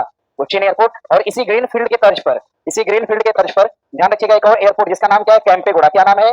केम्पेगौड़ा एयरपोर्ट को भी ग्रीनफील्ड एयरपोर्ट के रूप में घोषित किया गया। केम्पेगौड़ा एयरपोर्ट भी अपने आप में क्या है? ग्रीनफील्ड है। केम्पेगौड़ा एयरपोर्ट कहां पे है? और कोचीन कहां पे है? केरल। कोचीन कहां पे? केरल में। अब जरा ध्यान दीजिएगा, ग्रीनफील्ड एयरपोर्ट की बात करते हैं बिहार में। ग्रीनफील्ड एयरपोर्ट की बात करेंगे बिहार में, कौन सा? जयप्रकाश नारायण। कौन सा एयरपोर्ट है? जयप्रकाश नारायण एयरपोर्ट। कहां पर? पटना में। कहां पर? पटना में। और भैया पूर्वोत्तर का पहला ग्रीनफील्ड पूछेगा तो क्या बताएंगे? हाँ, पूर्वोत्तर का पहला, पूर्वोत्तर का, पूर्वोत्तर का पहला ग्रीनफील्ड एयरपोर्ट कौन सा हो जाएगा? पूर्वोत्तर का पहला ग्रीनफील्ड एयरपोर्ट की अगर बात करेंगे तो कौन सा है? डेनी पोलो। कौन सा होगा? डेनी पोलो इंटरनेशनल एयरपोर्ट पूर्वोत्तर का पहला ग्रीनफील्ड एयरपोर्ट हो जाएगा। इस बात को ध्यान दीजिएगा, पूर्वोत्तर का पहला ग्रीनफील्ड एयरपोर्ट कौन सा है? डेनी पोलो। कौन है? और बिहार का पहला ग्रीनफील्ड कौन सा? जयप्रकाश नारायण। और भारत का पहला कौन सा? कोचीन। कौन सा होगा? और भारत का सबसे बड़ा ग्रीनफील्ड एयरपोर्ट कौन सा है? तो ध्यान रखिएगा, मुंबई। भारत का सबसे बड़ा ग्रीनफील्ड एयरपोर्ट कौन सा? मुंबई। भारत का सबसे बड़ा ग्रीनफील्ड एयरपोर्ट कौन सा? और पूर्वोत्तर का पहला कौन सा? पूर्वोत्तर का पहला, बिहार का पहला ग्रीनफील्ड के तर्ज पे एक और एयरपोर्ट बना, कौन सा? केम्पेगौड़ा। कौन सा बना? केम्पेगौड़ा। बना लेंगे इतना। बिहार में ब्राउनफील्ड एयरपोर्ट, ध्यान रखिएगा, हाँ, बिहार में ब्राउनफील्ड एयरपोर्ट कौन सा? बेहटा। ब्राउनफील्ड एयरपोर्ट कहां पे? बेहटा के अंदर। कहां पर बना? बेहटा के अंदर। ध्यान दीजिएगा, ब्राउनफील्ड एयरपोर्ट कहां पर? बेहटा। और इसको कौन सी कंपनी बना रही है? तो रूस की कंपनी। कहां की कंपनी है? रूस की कंपनी। चलिए बढ़े आगे, ध्यान रखिए, भारत का सबसे बड़ा ब्राउनफील्ड कौन सा? सॉरी, सबसे बड़ा ग्रीनफील्ड कौन सा? मुंबई। और कंपनी कौन सी? रिलायंस। आगे, इंडिया मोबाइल कांग्रेस आईएमसी 2025 के संदर्भ में निम्नलिखित तथ्यों पर विचार करिए। या पांचवी इंडिया मोबाइल कांग्रेस थी, या पांचवी नहीं थे, पांचवी नहीं थे, पांचवी नहीं थी, बल्कि कौन सी थी? आठवीं। कौन सी है? आठवीं इंडिया मोबाइल कांग्रेस है। आठवीं इंडिया मोबाइल, आठवीं इंडिया मोबाइल कांग्रेस, आठवीं इंडिया मोबाइल कांग्रेस की समिट है, बैठक है। और आयोजन कब? सन 2025 में। आयोजन कब? 2025 में इसका आयोजन करा गया मुंबई के अंदर। बात सही है क्या? नहीं, मुंबई में नहीं। कहां पर? कहां पर? नई दिल्ली के अंदर। लिख लीजिएगा, आयोजन मुंबई में नहीं बल्कि कहां पर? नई दिल्ली। इसको करा चुके हैं, दूसरी बार आ गया क्वेश्चन। आया ना दूसरी बार? नोट कर लीजिए तो आगे बढ़ा जाए, आप लोग कहिए तो ही आगे बढ़ा जाएगा। चलिए इसको नोट करिएगा। प्रश्न करेगा, इंडिया मोबाइल कांग्रेस की कौन सी बैठक है? 2025 का आयोजन कहां पर? नई दिल्ली में। कहां पर? अच्छा बताइए, पुस्तक मेला कहां पर? हाँ, विश्व सरकार शिखर सम्मेलन कहां? और पूछेगा सौर ऊर्जा पर सम्मेलन कहां? सौर ऊर्जा सम्मेलन कहां? नई दिल्ली में। कहां पर? फ्री ट्रेड एग्रीमेंट को हमने साइन कहां से किया है? ब्रिटेन से। फ्री ट्रेड एग्रीमेंट कहां? ब्रिटेन। फ्री ट्रेड एग्रीमेंट कहां? ब्रिटेन। महाराष्ट्र भूषण सम्मान 2024 से किसे सम्मानित करा गया? तो वी राम सुतार को। किसको शामिल किया गया? राम सुतार को। कहां से बिलोंग करते हैं? गोवा। एक्चुअल लिख लीजिएगा, गोवा नहीं, महाराष्ट्र से। कहां से? महाराष्ट्र से। गोवा शब्द काट के लिख लीजिएगा, महाराष्ट्र से। कहां के निवासी है? तो महाराष्ट्र के। वी राम सुतार, महाराष्ट्र भूषण सम्मान इनको दिया गया। राम सुतार की एक बात ध्यान रखिएगा, राम सुतार एक प्रकार के क्या है? तो वास्तुकार है। क्या है? वास्तुकार। राम सुतार ने किसका वास्तुकार किया था? ध्यान रखिएगा, एकता की प्रतिमा। क्या बनाया था? एकता की प्रतिमा को बनाने वाले कौन हो जाएंगे? राम सुतार। और एकता की प्रतिमा में मूर्ति किसकी है? सरदार पटेल। मूर्ति किसकी है? सरदार वल्लभ भाई पटेल। और एकता की प्रतिमा की को इन्होंने किस द्वीप पर बनाया? तो साधु वेट द्वीप पर। कहां पर बनी है? साधु वेट द्वीप पर बनी है एकता की प्रतिमा, सरदार वल्लभ भाई पटेल, साधु वेट द्वीप। और पूछेगा इसकी हाइट कितनी है? 182 मीटर है। कितनी है? इसकी हाइट कितनी है? 182 मीटर है। इसको हम एकता की प्रतिमा बोलते हैं, या फिर स्टेच्यू ऑफ यूनिटी कहते हैं। इसको हम स्टेच्यू ऑफ यूनिटी के नाम से जानते हैं, स्टेच्यू ऑफ यूनिटी कहते हैं। चलिए नोट कर लीजिएगा, हो गया। आइए कुछ और बात किया जाए। ओसामू सुजुकी, नाम सुने ही होंगे। ओसामू सुजुकी एक प्रकार के क्या है? उद्योगपति। क्या है? अवार्ड कोई मिला था क्या? पद्म विभूषण। बिल्कुल सही। कौन सा अवार्ड? पद्म विभूषण अवार्ड। कौन सा अवार्ड? पद्म विभूषण अवार्ड। ध्यान दीजिएगा, वी राम सुब्रमण्यम, क्या इनको भी मिला था? किस क्षेत्र में मिला था? चलिए आगे बढ़े यहां से। स्टेच्यू ऑफ यूनिटी पूछेगा, एकता की प्रतिमा, राम सुतार, साधु वेददीप, सरदार वल्लभ भाई पटेल। और ध्यान देखिए स्टेच्यू ऑफ यूनिटी 182 मीटर कहां पर, गुजरात नर्मदा नदी के तट पे। कर लेंगे इतना सब, देखो एक बार में मैंने बोल दिया। आगे देखिए प्रश्न दिया है 97वां ऑस्कर अवार्ड 2025 एकेडमी अवार्ड के संबंध में गलत मिलान का चयन करिए। चयन करेंगे। सर्वाधिक 5 पुरस्कार अनोरा को दिया गया, सही है या गलत? सर्वश्रेष्ठ निर्देशन का अवार्ड वाहिदा रहमान को दिया गया, वाहिदा रहमान दिया है, वाहिदा रहमान, सही है क्या? या वाहिदा रहमान को नहीं, वाहिदा रहमान को दादा साहेब फाल्के अवार्ड दिया गया वाहिदा रहमान को। और कब दिया गया था? सन 2000 कब? 21 में। कब दिया गया था? 2000 कब? 23, 24, 25, 23 में। सन 2000 कब? 23 में। और प्रश्न करेगा डायरेक्टर का अवार्ड किसको दिया गया? तो क्या नाम था? Sean Baker. क्या नाम रहा? बेस्ट डायरेक्टर का अवार्ड किसको दिया गया? सीन बेकर को। ध्यान दीजिए, गलत यही है क्या? और क्या पूछा है? गलत मिलान पूछा है। सर्वश्रेष्ठ अभिनेता का अवार्ड किसको दिया गया? एड्रियन ब्रॉडी को। किसको दिया गया? एड्रियन ब्रॉडी को दिया गया सर्वश्रेष्ठ अभिनेता का अवार्ड। और 3 ऑस्कर अवार्ड बारह फेल को दिया गया। बात सही है क्या? ना ना, 3 ऑस्कर अवार्ड किसको दिया गया? बॉब रूपलिस्ट को। किसको दिया गया? बॉब रूपलिस्ट को दिया गया, जिसमें एक्टर कौन थे? एड्रियन ब्रॉडी थे। ध्यान दीजिएगा, यानी 2 स्टेटमेंट गलत हो गया। कैसे चलेगा भाई? आंसर क्या हो जाएगा? तो लिखिएगा बी और डी क्या है? गलत। लिखिए, हो गया। आगे बढ़े यहां से। आगे प्रश्न दिया है आपका कि 59वां ज्ञानपीठ अवार्ड 2024 के संबंध में कौन सा कथन ठीक है? यह अवार्ड विनोद कुमार शुक्ला को प्रदान किया गया, सही है क्या? ज्ञानपीठ में सम्मान स्वरूप 11 लाख रुपए की राशि, करीब 10 लाख दिया है। उत्तर क्या होना चाहिए? कितनी राशि? ज्ञानपीठ में कितना पैसा? 11 लाख। 58वां ज्ञानपीठ अवार्ड राम भद्राचार्य और गुलजार को दिया गया। बात क्या है? सही है। बात क्या है? सही है। राम भद्राचार्य को किस भाषा में दिया गया? संस्कृत में। किस भाषा में? और गुलजार को दिया गया किसमें? उर्दू में। किस भाषा में? उर्दू भाषा में दिया गया। ध्यान दीजिएगा, ज्ञानपीठ में वाग्देवी की प्रतिमा सम्मान स्वरूप दी जाती है। बात क्या है? गलत कौन सा है? बताइए उत्तर। अभी बी गलत है। और ज्ञानपीठ अवार्ड की शुरुआत कब होती है? 1961। कब? 1900। ज्ञानपीठ अवार्ड की शुरुआत 1961 और पहला ज्ञानपीठ दिया गया था 1965 और प्रथम दिया गया था जी शंकर कुरूप। भाषा कौन सी? मलयालम। और प्रश्न करेगा हिंदी का पहला ज्ञानपीठ 1968 सुमित्रा नंदन, पंत पुस्तक का नाम चिदम्बरा। और ज्ञानपीठ प्राप्तकर्ता महिला आशा पूर्णा देवी, भाषा कौन सी? बांग्ला। और हिंदी के क्षेत्र में ज्ञानपीठ प्राप्तकर्ता 1982 महादेवी वर्मा और यामा, पुस्तक का नाम यामा। आगे प्रश्न दिया है कौन सा मिलान सम्मिलित नहीं है? दिया सलाई के लेखक मलाला यूसुफजई हैं, गलत है क्या? ओ, दिया सलाई कैलाश सत्यार्थी है ना? हाँ लिखिएगा, कैलाश सत्यार्थी। कैलाश सत्यार्थी, कैलाश सत्यार्थी की रचना है दिया सलाई। और भैया कैलाश सत्यार्थी की बात करते हैं, इन्होंने एक आंदोलन शुरू किया था। आंदोलन, हाँ, आंदोलन का नाम था बचपन बचाओ आंदोलन। आंदोलन का नाम था बचपन बचाओ आंदोलन। आंदोलन का नाम था बचपन बचाओ आंदोलन। कैलाश सत्यार्थी, बचपन बचाओ आंदोलन। और जरा ध्यान दीजिएगा, कैलाश सत्यार्थी को नोबेल अवार्ड भी प्रदान किया गया। क्या? और कौन सा अवार्ड? शांति का नोबेल। कब दिया गया? सन 2014 में। और इन्हीं के साथ, इन्हीं कैलाश सत्यार्थी के साथ किसको दिया गया था? मलाला यूसुफजई। किसको दिया गया था? मलाला यूसुफजई को अवार्ड प्रदान किया गया। और सबसे कम उम्र की महिला है, सबसे कम उम्र में इनको दिया गया। महज कितने साल में? 14 साल में। कितने साल में? 17 है, 17। मलाला यूसुफजई सबसे, एक बार देख लीजिएगा, 16-17 कुछ होना चाहिए। और ध्यान दीजिएगा कब दिया गया? तो सन 2014 में। नोट करिएगा। बाकी वाइस फॉर द वायलेंस, ये फॉर है, वाइस फॉर द वायलेंस का अवार्ड किसको दिया गया? दलाई लामा। और मिलिट्री थ्रिलर का अवार्ड किसको दिया गया? मनोज नरवाले। और लियो द अनटोल्ड स्टोरी का अवार्ड किसको दिया गया? पीएस रमन को। नोट करिए सब, ये नोट करिए, बहुत जरूरी बात है। 17 साल है, 17 साल लिख लीजिएगा, 17 ईयर ओल्ड। मलाला यूसुफजई को सबसे कम उम्र की महिला और कितने साल में अवार्ड दिया गया? 17 साल, 2014। ध्यान रहेगा। अभी शांति का नोबेल मिला है क्या? कब मिला है? वो महिला कहाँ की है? कहाँ की है? वेनेजुएला की। नाम बता दीजिए। Maria Corina. क्या नाम है? हाँ, नोबेल अवार्ड सन 2025, शांति का नोबेल सन 2025, शांति का नोबेल, शांति का नोबेल सन 2025। ये अवार्ड किसको दिया गया? Maria Corina. किसको दिया गया? अवार्ड किसको दिया गया? मारिया कोरिना को अवार्ड प्रदान किया गया। कहां से है? वेनेजुएला। कहां की है? वेनेजुएला। जरा ध्यान दीजिएगा, अवार्ड के लिए एक्सपेक्ट कौन कर रहा था? ट्रंप। लेकिन ट्रंप को नहीं दिया गया, किसको दिया गया? आगे, भारत नेपाल साहित्य महोत्सव का आयोजन कहां? मथुरा। कहां पर? मथुरा। भारत नेपाल साहित्य महोत्सव का आयोजन कहां पर? मथुरा। मथुरा। अगर हम पश्चिम बंगाल की बात करते हैं तो कोलकाता। क्या ध्यान रखेंगे? कोलकाता। पश्चिम बंगाल की राजधानी कहां पर? कोलकाता। भैया याद रखना, अंडर वाटर मेट्रो। क्यों अंडर वाटर मेट्रो? कहां पर अंडर वाटर मेट्रो? कहां? पानी के ऊपर मेट्रो कहां पर? कोच्चि। पानी के ऊपर मेट्रो कहां? अंडर वाटर मेट्रो पूछेगा। और पानी के ऊपर मेट्रो कहां पर? पानी के ऊपर मेट्रो पूछेगा। पानी के ऊपर मेट्रो कहां पर? तो कोच्चिन में। कहां पर? कोच्चिन।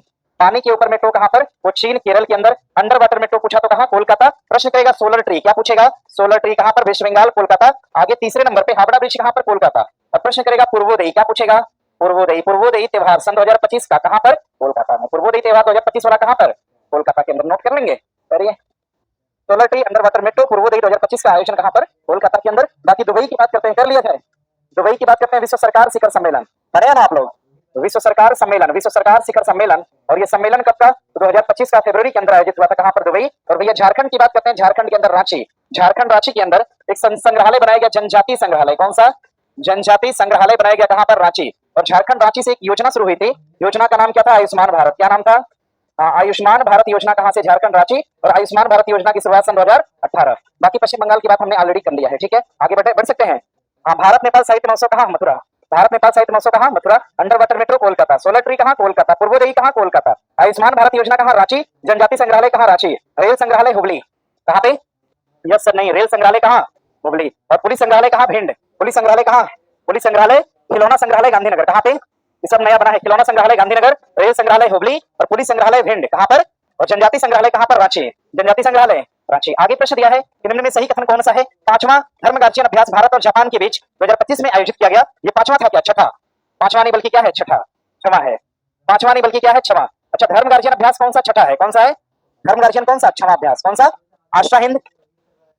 आशा हिंद चौथा। आशा हिंद अभ्यास कौन सा? चौथा। और हम लोग इसको याद करेंगे, ठीक है, एग्जाम में है ना, ऐसे याद नहीं होगा। एक एक पर डे पढ़ेंगे तो क्या होगा? एक नया पढ़ेंगे, पीछे रिवीजन मारेंगे, याद हो जाएगा। ऐसा ही है ना? देखो हम यही कंसेप्ट अपनाते हैं, एक नया पढ़ाएंगे, पीछे का सब रिवीजन याद हो जाएगा। आशा हिंद पूछेगा तो चौथा। आशा हिंद भारत और ऑस्ट्रेलिया। भारत और आयोजन कहां पर? ऑस्ट्रेलिया। ऑस्ट्रेलिया में कहां पर? कहां पर? लेकिन ट्रेनिंग कहां? गोवा।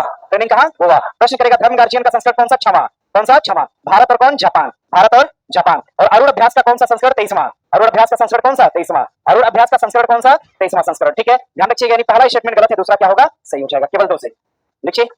अरे सर है ना, पढ़ा हुआ है ना, उसी में से आया है ना, बाहर से नहीं है ना, सब उसी में से है। पढ़ेंगे तब दिखेगा आगे। प्लित्जर वास्तु कला पुरस्कार 2025 किसे प्रदान किया गया? Osamu Suzuki, Masaki Kashiwara, Malala Yousafzai, Liu Jiakun को। किसको दिया गया? किसको दिया गया? लियो जियाकुन। कहां की है? हांगकांग। चीन की हांगकांग। सुनिए ना, देखिए हांगकांग आएगा तो लगा लीजिएगा, चीन आया तो भी उत्तर क्या है? क्या लिखा था? अरुण, वरुण होगा, बना लीजिएगा। अरे ठीक है, अरुण नाम से कुछ है ये नहीं। आगे लियो जियाकुन कहां की है? चीन की है। कहां की है? चीन ना देगा तो क्या देगा? क्या देगा? दरअसल हांगकांग एक द्वीप है जो किसके अधिकार में है? चीन। चीन कहता है कि हमारा हिस्सा है, तो इस हिसाब से चीन या हांगकांग जो आएगा अपना उत्तर लगा लीजिएगा। लियो जियाकुन को अवार्ड कौन सा? प्लित्जर वास्तुकला पुरस्कार कब का दिया गया? सन 2025। मलाला यूसुफजई को नोबेल पीस प्राइज दिया गया, शांति का अवार्ड दिया गया। शांति का अवार्ड सन 2000 कब? सन 2000 कब दिया गया? 14 में दिया गया। और आगे मसाकी काशीवारा को कौन सा अवार्ड? एबल पुरस्कार। मसाकी काशीवारा को कौन सा अवार्ड? एबल पुरस्कार प्रदान किया गया। एबल पुरस्कार। और कब का अवार्ड है एबल पुरस्कार? सन 2025 के 24 का पुरस्कार दिया गया। और ओसामू सुजुकी की बात करेंगे उद्योगपति, और अवार्ड कौन सा? पद्म विभूषण। कौन सा अवार्ड? और कब का? 2024 की 25। सन 2000 कब का? 25 का दिया। क्लियर हुआ? आगे बढ़ सकते हैं। एबल पुरस्कार 2025 किसको? मसाकी काशीवारा। शांति नोबेल 2014 मलाला कितने साल की उम्र में? 17। और ध्यान रखिएगा, प्रश्न करेगा प्लित्जर वास्तुकला पुरस्कार 2025 किसको? जियो लियाकुन। कहां की है? चीन या हांगकांग। पद्म विभूषण 2025 किसको प्रदान किया गया? Osamu Suzuki. क्वेश्चन था बीपीएससी में, हाँ ये था ना, हाँ क्वेश्चन। आगे देखिए प्रश्न दिया है, भारत के पहले विश्व शांति केंद्र का उद्घाटन कहां पर? गुरुग्राम में। कहां? भारत का पहला विश्व शांति केंद्र कहां? गुरुग्राम। कहां पड़ता है? गुरुग्राम कहां पे? हरियाणा। भैया हरियाणा से 3 बात, कितनी बातें? 3 बातें। हरियाणा की राजधानी कहां पर? हरियाणा की राजधानी चंडीगढ़। हरियाणा की राजधानी, ध्यान रखिएगा, 3 आपराधिक कानून, 3 आपराधिक कानून, 3 जो आपराधिक कानून आए थे, 3 आपराधिक कानून, तीन आपराधिक कानून पर 3 आपराधिक कानून को किस यूटी में लागू किया गया? किस यूटी में लागू किया गया? यूटी में, तो क्या बताएंगे? चंडीगढ़। जो नए 3 आपराधिक कानून बने हैं सबसे पहले भारत में उसको लागू कहां पे करा गया? तो चंडीगढ़ में। कहां पर? चंडीगढ़ के अंदर। और भैया ध्यान दीजिएगा, प्रश्न करेगा हरियाणा से सूरज कुंड मेला। कौन सा? सूरज कुंड मेला। सूरज कुंड मेला कहां पर? फरीदाबाद। कहां पर? सूरज कुंड मेला कहां पर? फरीदाबाद। सूरज कुंड मेला कहां पर? फरीदाबाद। फरीदाबाद के अंदर सूरज कुंड मेला। और भैया एक प्रकार का कैसा मेला है? शिल्प मेला है। कैसा है?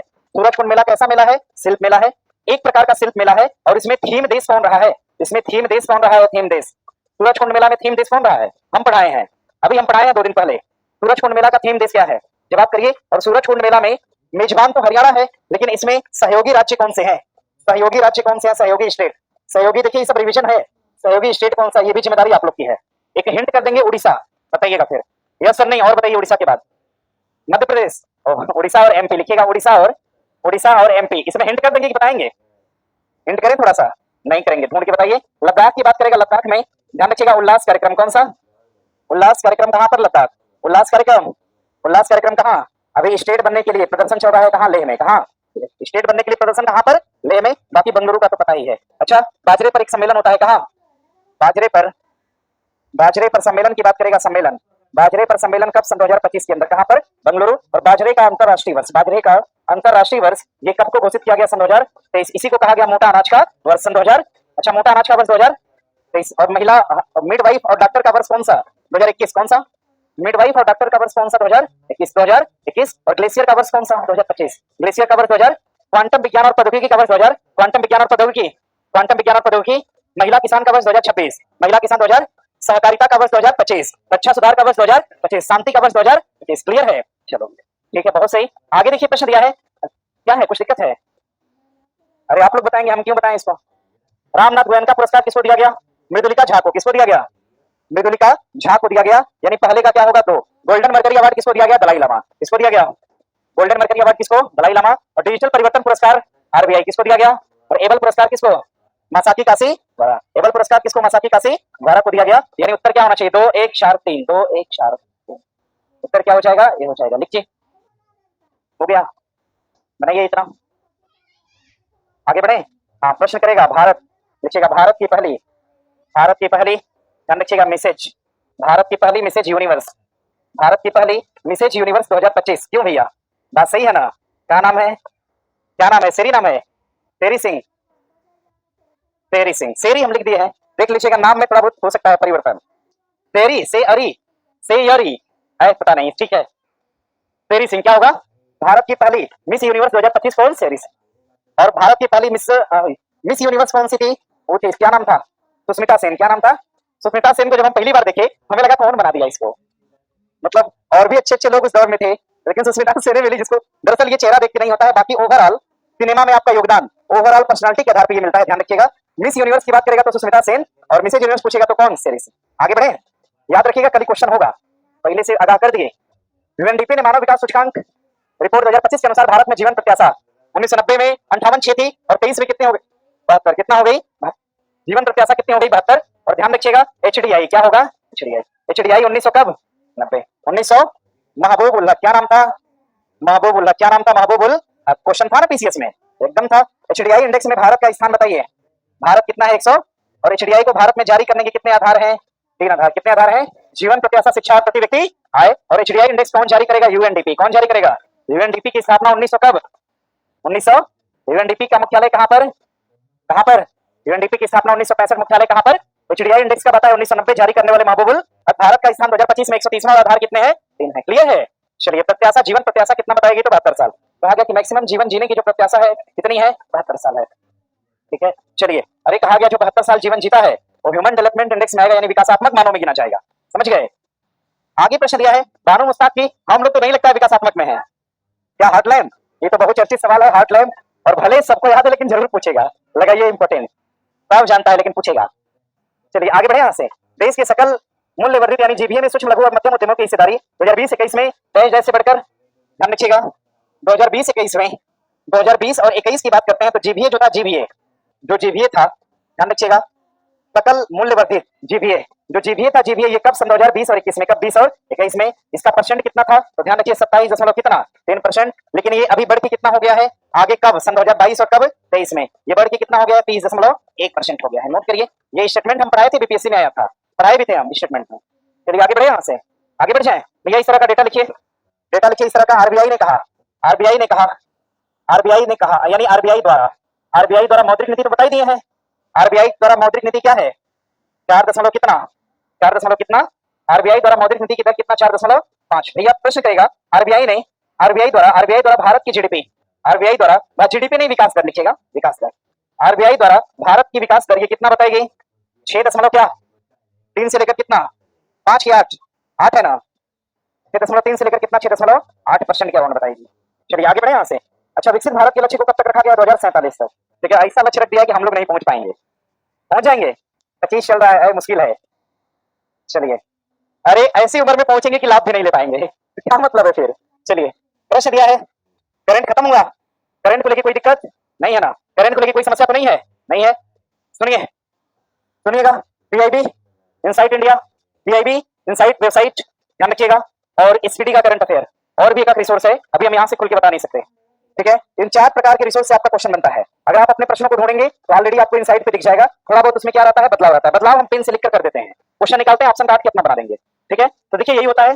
और 3 वेबसाइट से क्वेश्चन और पर डे का क्वेश्चन होता है, तो मुझे लगता है कुछ छूट रहा है। अगर आपकी नजर में अगर लग रहा होगा छूटेगा तो स्पेशल क्लास बीच बीच में लगाकर क्या होगा, कवर होगा। ठीक है, चलिए आगे बढ़े। दिया है कि कारण जड़ तथा तने के घेरे में वृद्धि होती है।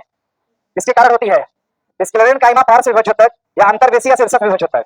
क्या होगा सुनिए भैया, तना का घेरा, सुनिए तना की परिधि, तना की परिधि, खाली तना की परिधि को बढ़ाएगा कौन, पार्श्व। कौन बढ़ाता है, पार्श्व। कौन बढ़ाएगा, पार्श्व। जिस हिसाब से उत्तर कर दिया, यानी जड़ और तने का घेरा दोनों दिया है, जड़ और तने के घेरे में वृद्धि दिया, उत्तर क्या होगा, डिस्क्लेरेंट काइमा। दिमाग मत लगाइएगा फालतू, इसको नोट करिए।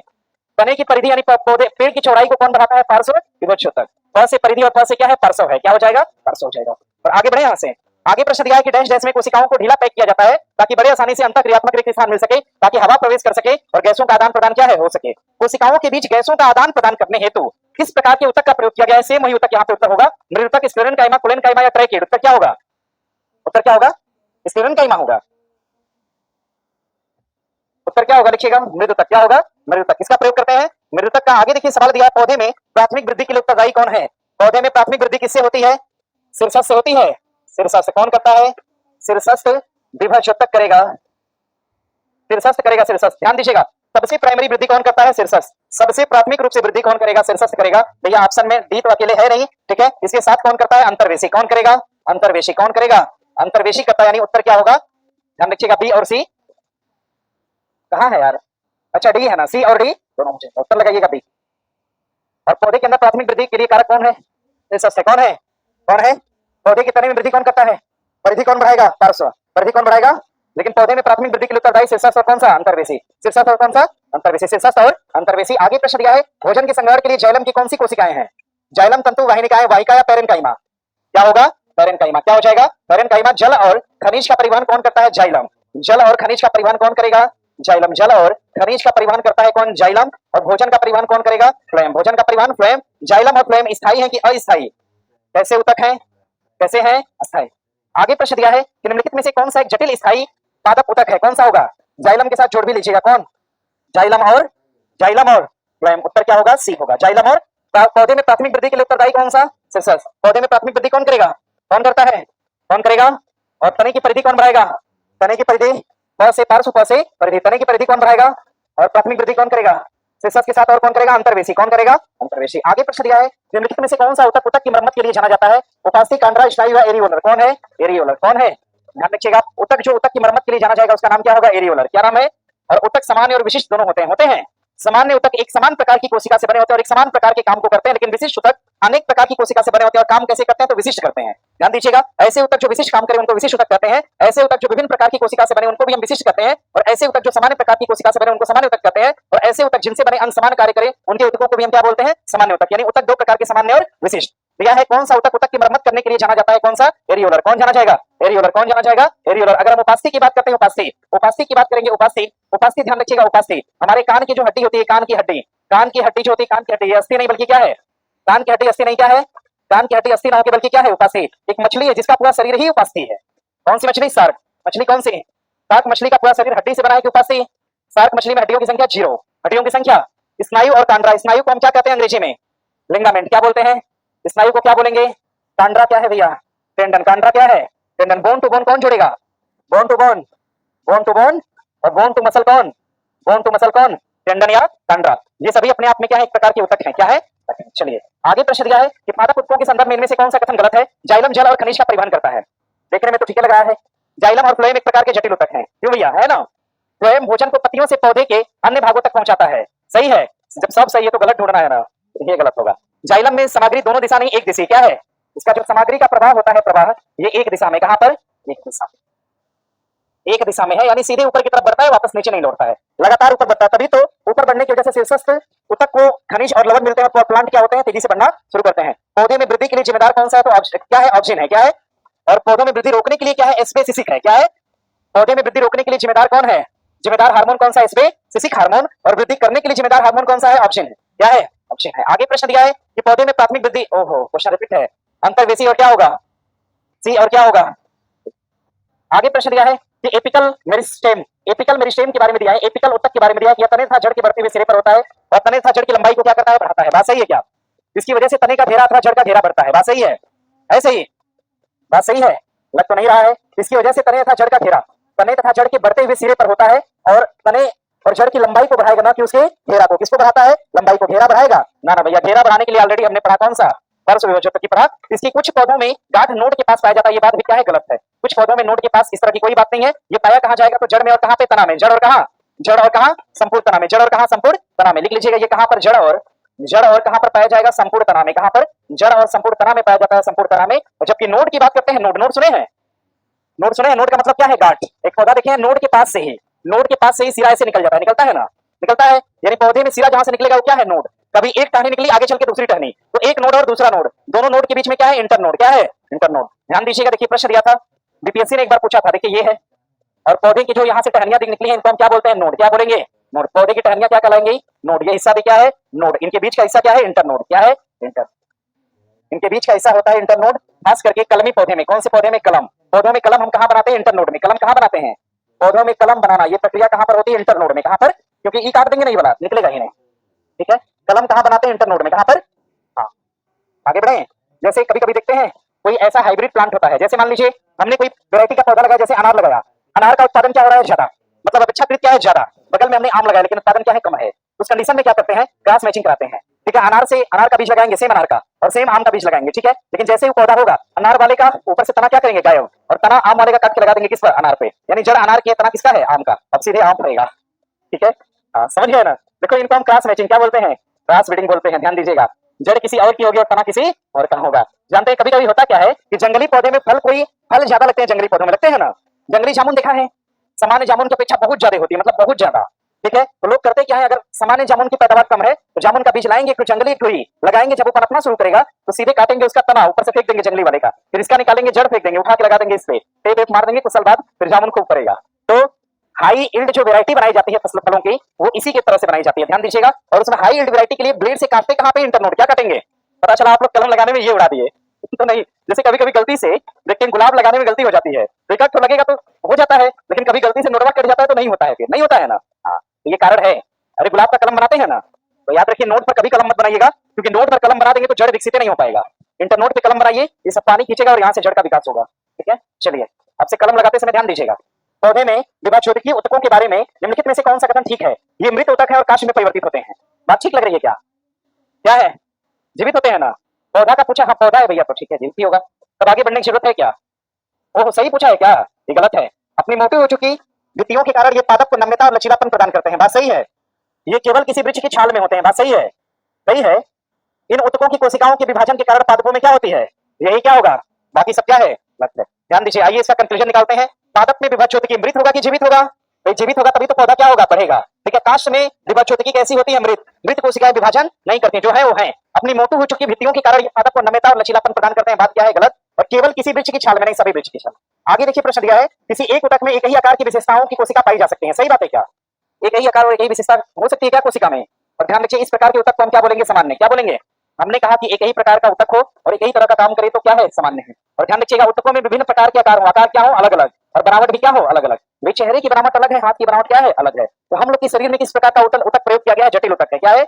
मानव शरीर का ऊतक कैसा है? जटिल है, क्योंकि बहुत सारे ऊतकों का प्रयोग करके बनाया गया है। हाथ पैर मुंह सबका काम क्या है? अलग अलग। तो ऊतक अपने आप में समान भी हो सकता है और जटिल भी हो सकता है। आगे प्रश्न दिया है, निम्नलिखित में से कौन सा संयोजी ऊतक का एक प्रकार का एग्जाम्पल है? ब्लड है, एकदम है। तरल संयोजी ऊतक। रक्त एक प्रकार का तरल संयोजी ऊतक है। रक्त एक प्रकार का क्या है? तरल संयोजी ऊतक है। रक्त एक प्रकार का तरल संयोजी ऊतक है। अगर हम अस्थि की बात करते हैं, अस्थि मतलब क्या है? बोन। अगर हम अस्थि यानी बोन की बात करते हैं, बोन भी एक प्रकार का क्या है? संयोजी ऊतक है। क्या है? बोन भी एक प्रकार का क्या है? संयोजी ऊतक है। और आगे अस्थि बंधन भी क्या है? अस्थि बंधन का मतलब जैसे लिंगामेंट हुआ, क्या हुआ? लिंगामेंट हुआ। जैसे कांड्रा हो गया, क्या हो गया? कांड्रा। टेंडन हो गया। ये दोनों अपने आप में क्या है? अस्थि बंधन। यानी संयोजी ऊतक के रूप में कौन कौन जाने जाएंगे? तो तीनों जाने जाएंगे। लिखिएगा। आगे प्रश्न दिया है कि आगे प्रश्न दिया है, शीर्षस्थ वियोज्योतिकी उदाहरण होता है। लंबाई वृद्धि, मोटाई वृद्धि। क्या बढ़ाएगा भैया? लंबाई। क्या बढ़ाएगा? प्राथमिक वृद्धि करेगा, एकदम करेगा, करेगा ना। प्राथमिक वृद्धि एक तो शीर्षस्थ करेगा और दूसरा कौन सा करेगा? अंतर्वेशी। कौन करेगा?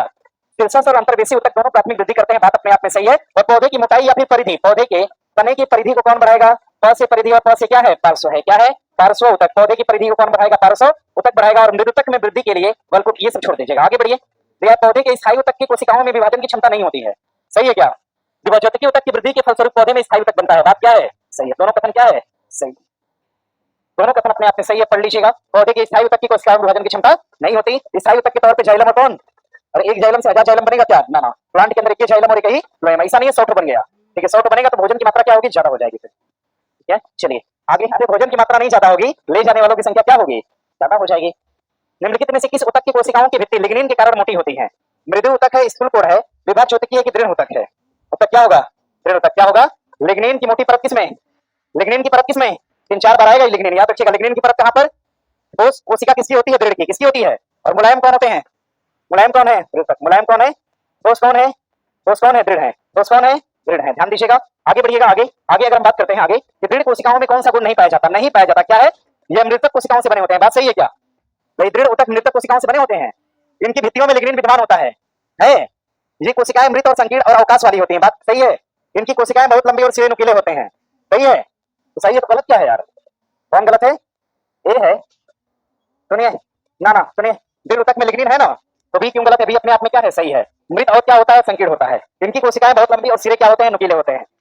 बात अपने आप में क्या है, सही है। कौन गलत है, पहला गलत है। आगे दिया है प्रश्न, शुष्क स्थानों पर पाए जाने वाले पौधों में एपिडर्मिस में कौन सी परत होती है जो पौधों को जलहानि से रोकती है। लिग्निन है, क्यूटिकल है या सुबेरिन है। जलहानि से कौन रोकेगा, पौधे में एपिडर्मिस की एक परत जो जलहानि से रोकती है, कौन कौन रोकता है।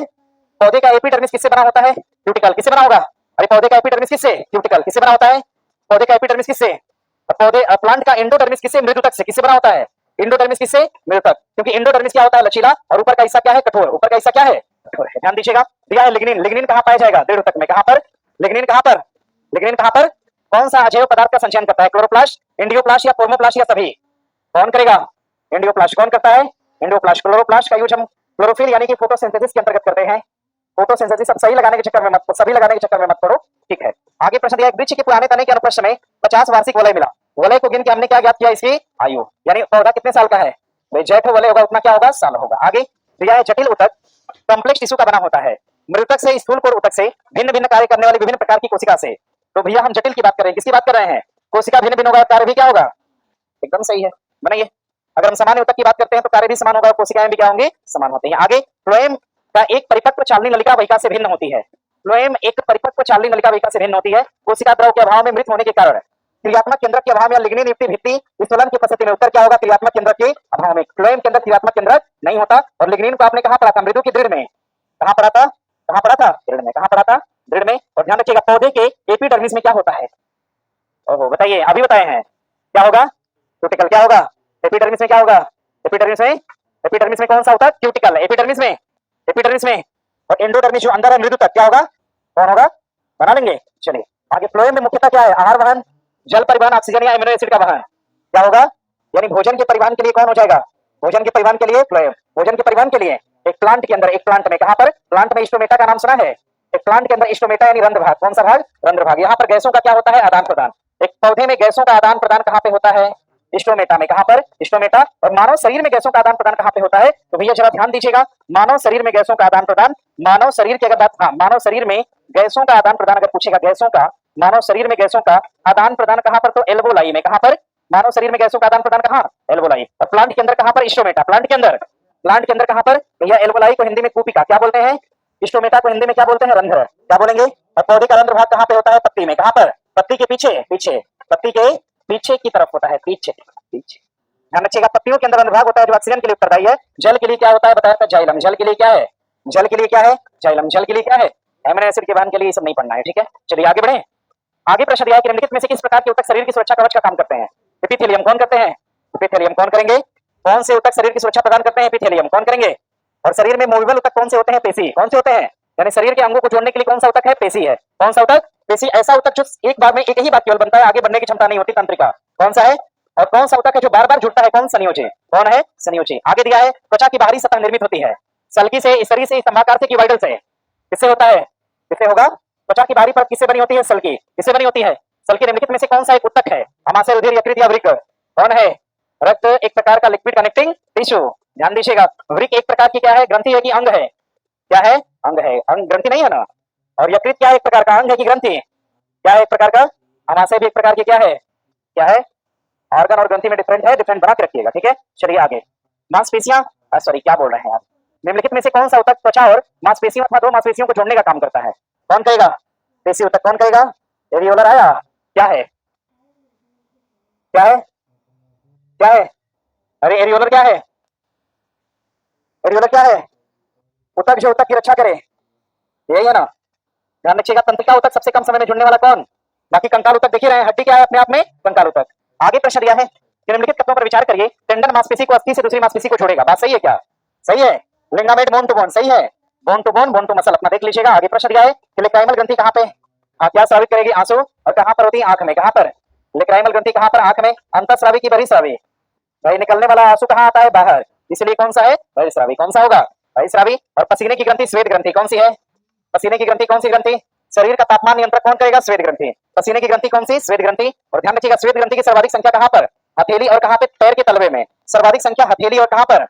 हथेली और पैर के तलवा में। ध्यान रखिएगा, हथेली और पैर के तलवे में इसकी संख्या ज्यादा। पसीना होता है हाथ में, देखेंगे ऐसे। म्यूकस की बात करेंगे, म्यूकस एक प्रकार की क्या है? लेयर है। म्यूकस एक प्रकार की क्या है? लेयर। और कहां पर? आमाशय की भीतरी दीवार पर। आमाशय की भीतरी दीवार पर, आमाशय की भीतरी दीवार पर, आमाशय की भीतरी दीवार पर कौन सा लेयर है? म्यूकस। और म्यूकस की लेयर से क्या निकलता है? क्षार। क्या निकलेगा? अरे आपने सुना है ना, आमाशय में HCl होता है। क्या होता है? HCl का फुल फॉर्म हाइड्रोक्लोरिक अम्ल। पेट का अम्ल किसको कहेंगे? HCl। अब HCl सबसे तगड़ा अम्ल है पूरे पृथ्वी पर, क्योंकि इसका पीएच मान क्या है? 0। पीएच मान की अंतिम लिमिट क्या है? 0। 0 से कम है ही नहीं, नेगेटिव में नहीं है।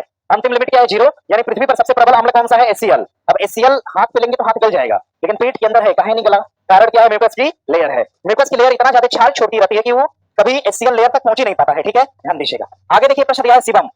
हाँ, अब आना होगा पीछे, फिलहाल इसको बनाइएगा। आते हैं, इसको नोट कर लीजिएगा। उत्तर क्या होगा? आंसू। और सीबम ग्रंथि कहां पर होती है? सीबम ग्रंथि, सीबम ग्रंथि कहां पर? नाक में। कहां पर?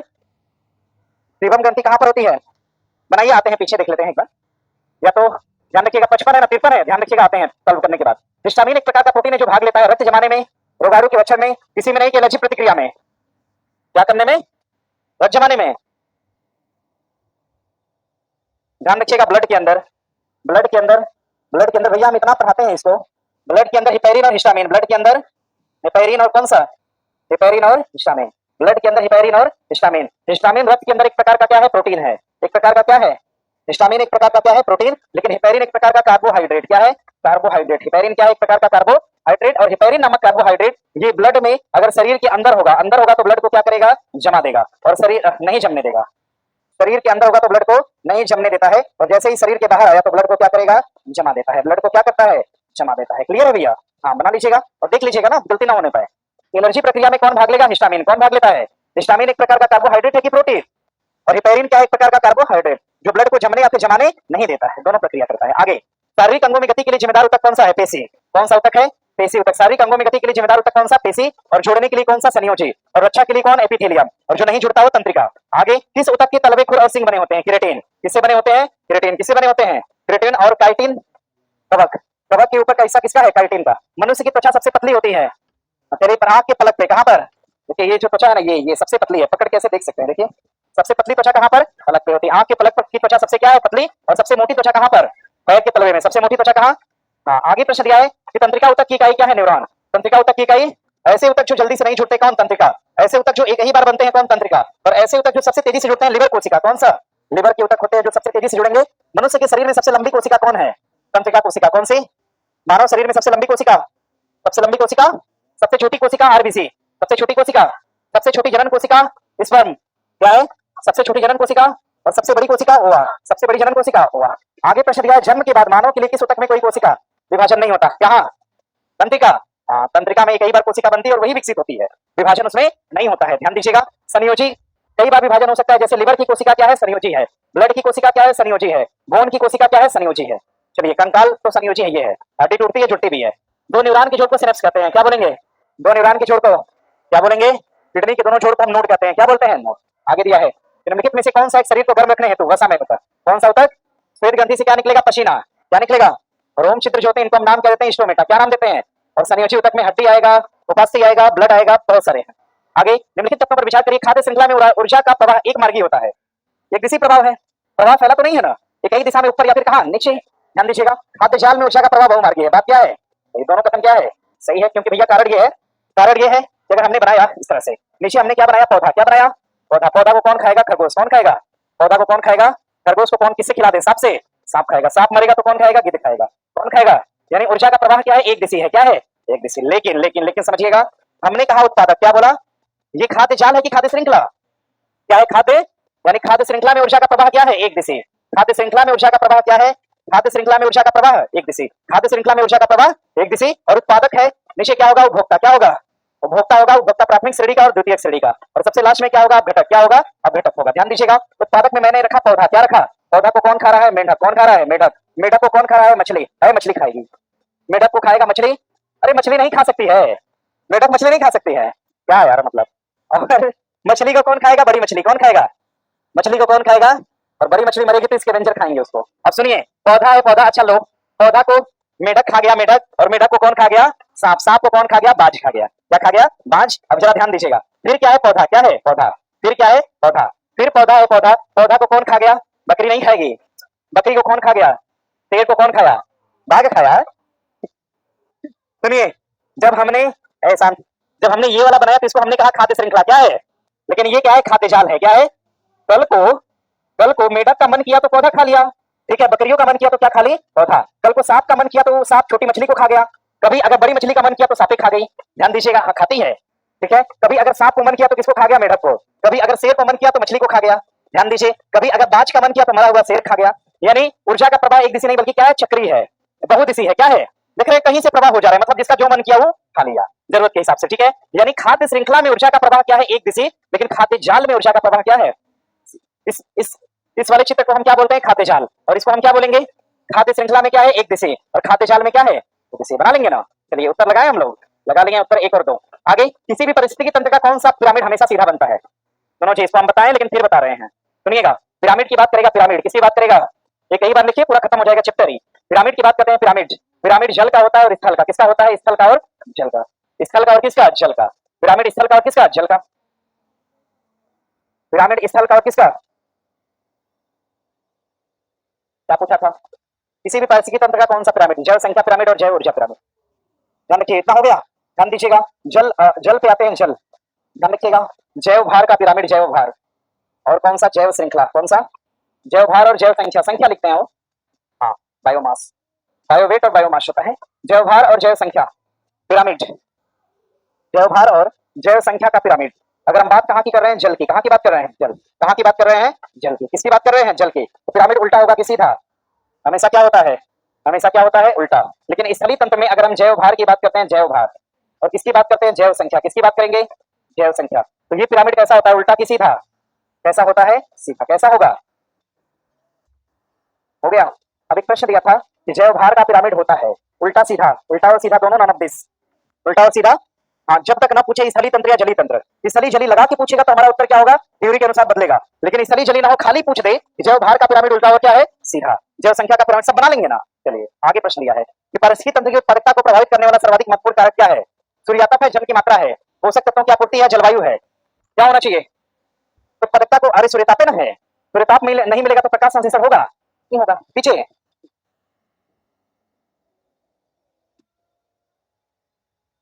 क्या है, ऊर्जा पिरामिड सीधा बनता है। कौन सा पिरामिड हमेशा सीधा बनता है, ऊर्जा। कौन सा, हाँ इसको, अरे सीखिए यार, इसको हम तो देखे ही नहीं। ऊर्जा पिरामिड हमेशा कैसा होता है, सीधा।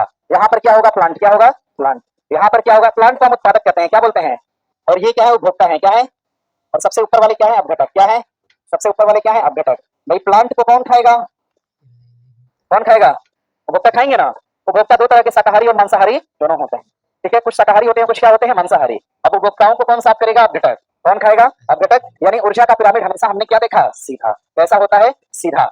ऊर्जा का पिरामिड हमेशा सीधा होता है। ऊर्जा हमेशा प्लांट से नीचे स्तर से कहां जाती है, ऊपर। क्या कभी अपघटक को प्लांट, अपघटक से प्लांट को ऊर्जा मिल सकती है क्या, नहीं मिलेगी यार। अपघटक से प्लांट को कैसे ऊर्जा मिलती है, लेकिन बहुत कम मात्रा में। लेकिन हाँ, प्लांट को ऊर्जा उपभोक्ता को मिलती है, और उपभोक्ता से ऊर्जा किसको मिलती है, अपघटक। और ध्यान रखिएगा, जब ऊर्जा का प्रवाह हो रहा होता है इसमें कितने परसेंट ऊर्जा का ह्रास होता है, 10%। कितने परसेंट, 10% ऊर्जा का क्या होता है, ह्रास होता है। जो 10% ऊर्जा का ह्रास है, ये कौन दिया था, लिंडमैन ने। कौन दिया, लिंडमैन ने दिया।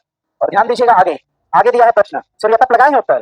सूर्यतप नहीं रहेगा तो उत्पादकता बढ़ेगी, नहीं बढ़ेगी, क्योंकि सूर्यतप अगर नहीं है तो फोटोसिंथेसिस की प्रक्रिया नहीं होगी। फोटोसिंथेसिस, फोटोसिंथेसिस अगर नहीं होता है तो उत्पादकता नहीं बढ़ेगी। आगे, जीव मंडल के विभिन्न घटक तथा उसके बीच ऊर्जा और पदार्थ का आदान प्रदान सभी एक साथ मिलकर किसका निर्माण करते हैं, पारिस्थितिक तंत्र का। किसका निर्माण करेंगे, एक तंत्र किसका है, स्थल का। किसका है, स्थल का। एक तंत्र किसका है, वायु का है। किसका है, वायु का। और एक परितंत्र किसका है, जल का है। किसका है, जल का। और जहां पर ये तीनों पाए जाएंगे उसको हम क्या बोलते हैं, जैव मंडल। क्या बोलेंगे, क्या बोलते हैं, जैव मंडल। इसको हम जैव मंडल का नाम देते हैं। और जैव मंडल को ही हम क्या बोलते हैं, पारिस्थितिकी आगे, किसी पारिस्थितिकी तंत्र में ऊर्जा का ग्राहक कौन करता है? उत्पादक की उपभोक्ता? कौन करेगा भाई? ऊर्जा कौन खाता है यार? उत्पादक खाएगा। किसी पारिस्थितिकी तंत्र में ऊर्जा को ग्रहण कौन करता है? आगे दिया है प्रश्न, क्या उत्पादक? ऊर्जा को ग्रहण कौन करेगा? उत्पादक। अरे ठीक है यार, है भटका रहा है सब मुझे। दिया है किसी पारिस्थितिकी तंत्र में श्रृंखलाबद्ध तरीके से जुड़े जीवों से बनता है, क्या बनेगा? क्या बनेगा? बनाया था ना आहार श्रृंखला, और ये जो बना था ये क्या था? आहार जाल। ये क्या था? आहार जाल। आहार जाल में ऊर्जा का प्रवाह क्या होता है? बहुदिशीय। लेकिन आहार श्रृंखला में क्या है? एक दिशा है। आगे प्रश्न की पारिस्थितिकी तंत्र में 10% का नियम हिलेंड में कौन दिया? प्रकाश संश्लेषण से लिए गए प्रकाश का पौधे अपने लिए उपयोग कितना करते हैं? 1%। कितना? क्वेश्चन कहाँ था? पीसीएस में था ना। हाँ, 1% का प्रयोग खाली पौधे करते हैं। आगे दिया पारिस्थितिकी तंत्र इस शब्द को सर्वप्रथम किसने प्रतिपादित किया था? कौन? पारिस्थितिकी तंत्र शब्द को देने वाले कौन थे? पारिस्थितिकी शब्द को दिया था कौन? और पारिस्थितिकी तंत्र शब्द को कौन दिया था? टांसले। कौन दिया था? खाली पारिस्थितिकी पूछेगा तो कौन? रिटर। और पारिस्थितिकी तंत्र को देने वाले कौन थे? टांसले। और भारतीय पारिस्थितिकी के जनक कौन है? नहीं बताएंगे? रामदेव मिश्रा। भारतीय पारिस्थितिकी के जनक कौन है? रामदेव मिश्रा। बनाइए इसको, रामदेव मिश्रा साहब है। आगे, पारिस्थितिकी तंत्र के दो घटक कौन से हैं? जैविक और नदी क्या है? नदी जैव की अजैव? नदी क्या है? अजैव। नदी क्या है? और एक तरह से अगर हम बात करें, जीव क्या है? जैव है। जीव क्या है? पर्वत क्या है? पर्वत अजैव। पर्वत क्या है? पर्वत क्या है? अगर हमने किसी जीव का नाम लिया, शेर क्या है? जैव है। शेर क्या है? ध्यान रखिएगा। आगे प्रश्न दिया है किसी पारिस्थितिकी तंत्र में, अरे पढ़ तो ले हैं, नहीं पढ़े हैं? उत्पादक, उपभोक्ता और अभ्युदय। चलिए आगे होमवर्क नोट करिए, तो करेंगे हम होमवर्क। एक क्लास छूट गया बीपीएससी का, पता करिए ना पूरा, फोन करिए, अभी हम आएंगे उसमें पढ़ाने। टाइम ठीक है ये वाला जी, एकदम सही है, लेकिन क्वेश्चन आज छोटा था। ठीक है, क्वेश्चन थोड़ा सा लेंदी होगा तो फिर टाइम का क्या होगा? सर्टेशन हो जाएगा। 6:30 हो जाता है, अरे 5:30 बजे क्लास। चलिए होमवर्क में करंट अफेयर, करंट कहाँ तक पहुंचा? करंट कहाँ तक पहुंचा? 12 तक पहुंच गया है, यानी 13 है, सुनो 18 पहुंच गया है, यानी 19 19 20 21 19 20 और 19 20 और 21 पेज। और बाकी डे बाय डे करंट आपको दिया ही जाता है, day by day current affair होता है। और डे बाय डे करंट कौन से दिन का है? आज तारीख क्या है भाई? 14 है, जो है 14 अक्टूबर ना, 14 अक्टूबर तारीख है। और एक सूचना यहीं से सुन लीजिए, छुट्टी नहीं चाहिए, नहीं चाहिए, नहीं चाहिए, सब लोग बोलिए नहीं चाहिए। कम से कम 1000 छात्र कम से कम रुके, 1000 छात्र रुके, छुट्टी के लिए प्लान कर दिए हैं हम लोग। दीपावली पे रहते हैं क्या? यही दीपावली मनाते हैं, और दीपावली के दिन मिठाई खिलवा देंगे, ठीक है? और दीपावली हम लोग यही मना लेते हैं, छठ पूजा के समय छुट्टी कर दिया जाएगा, क्या सही रहेगा?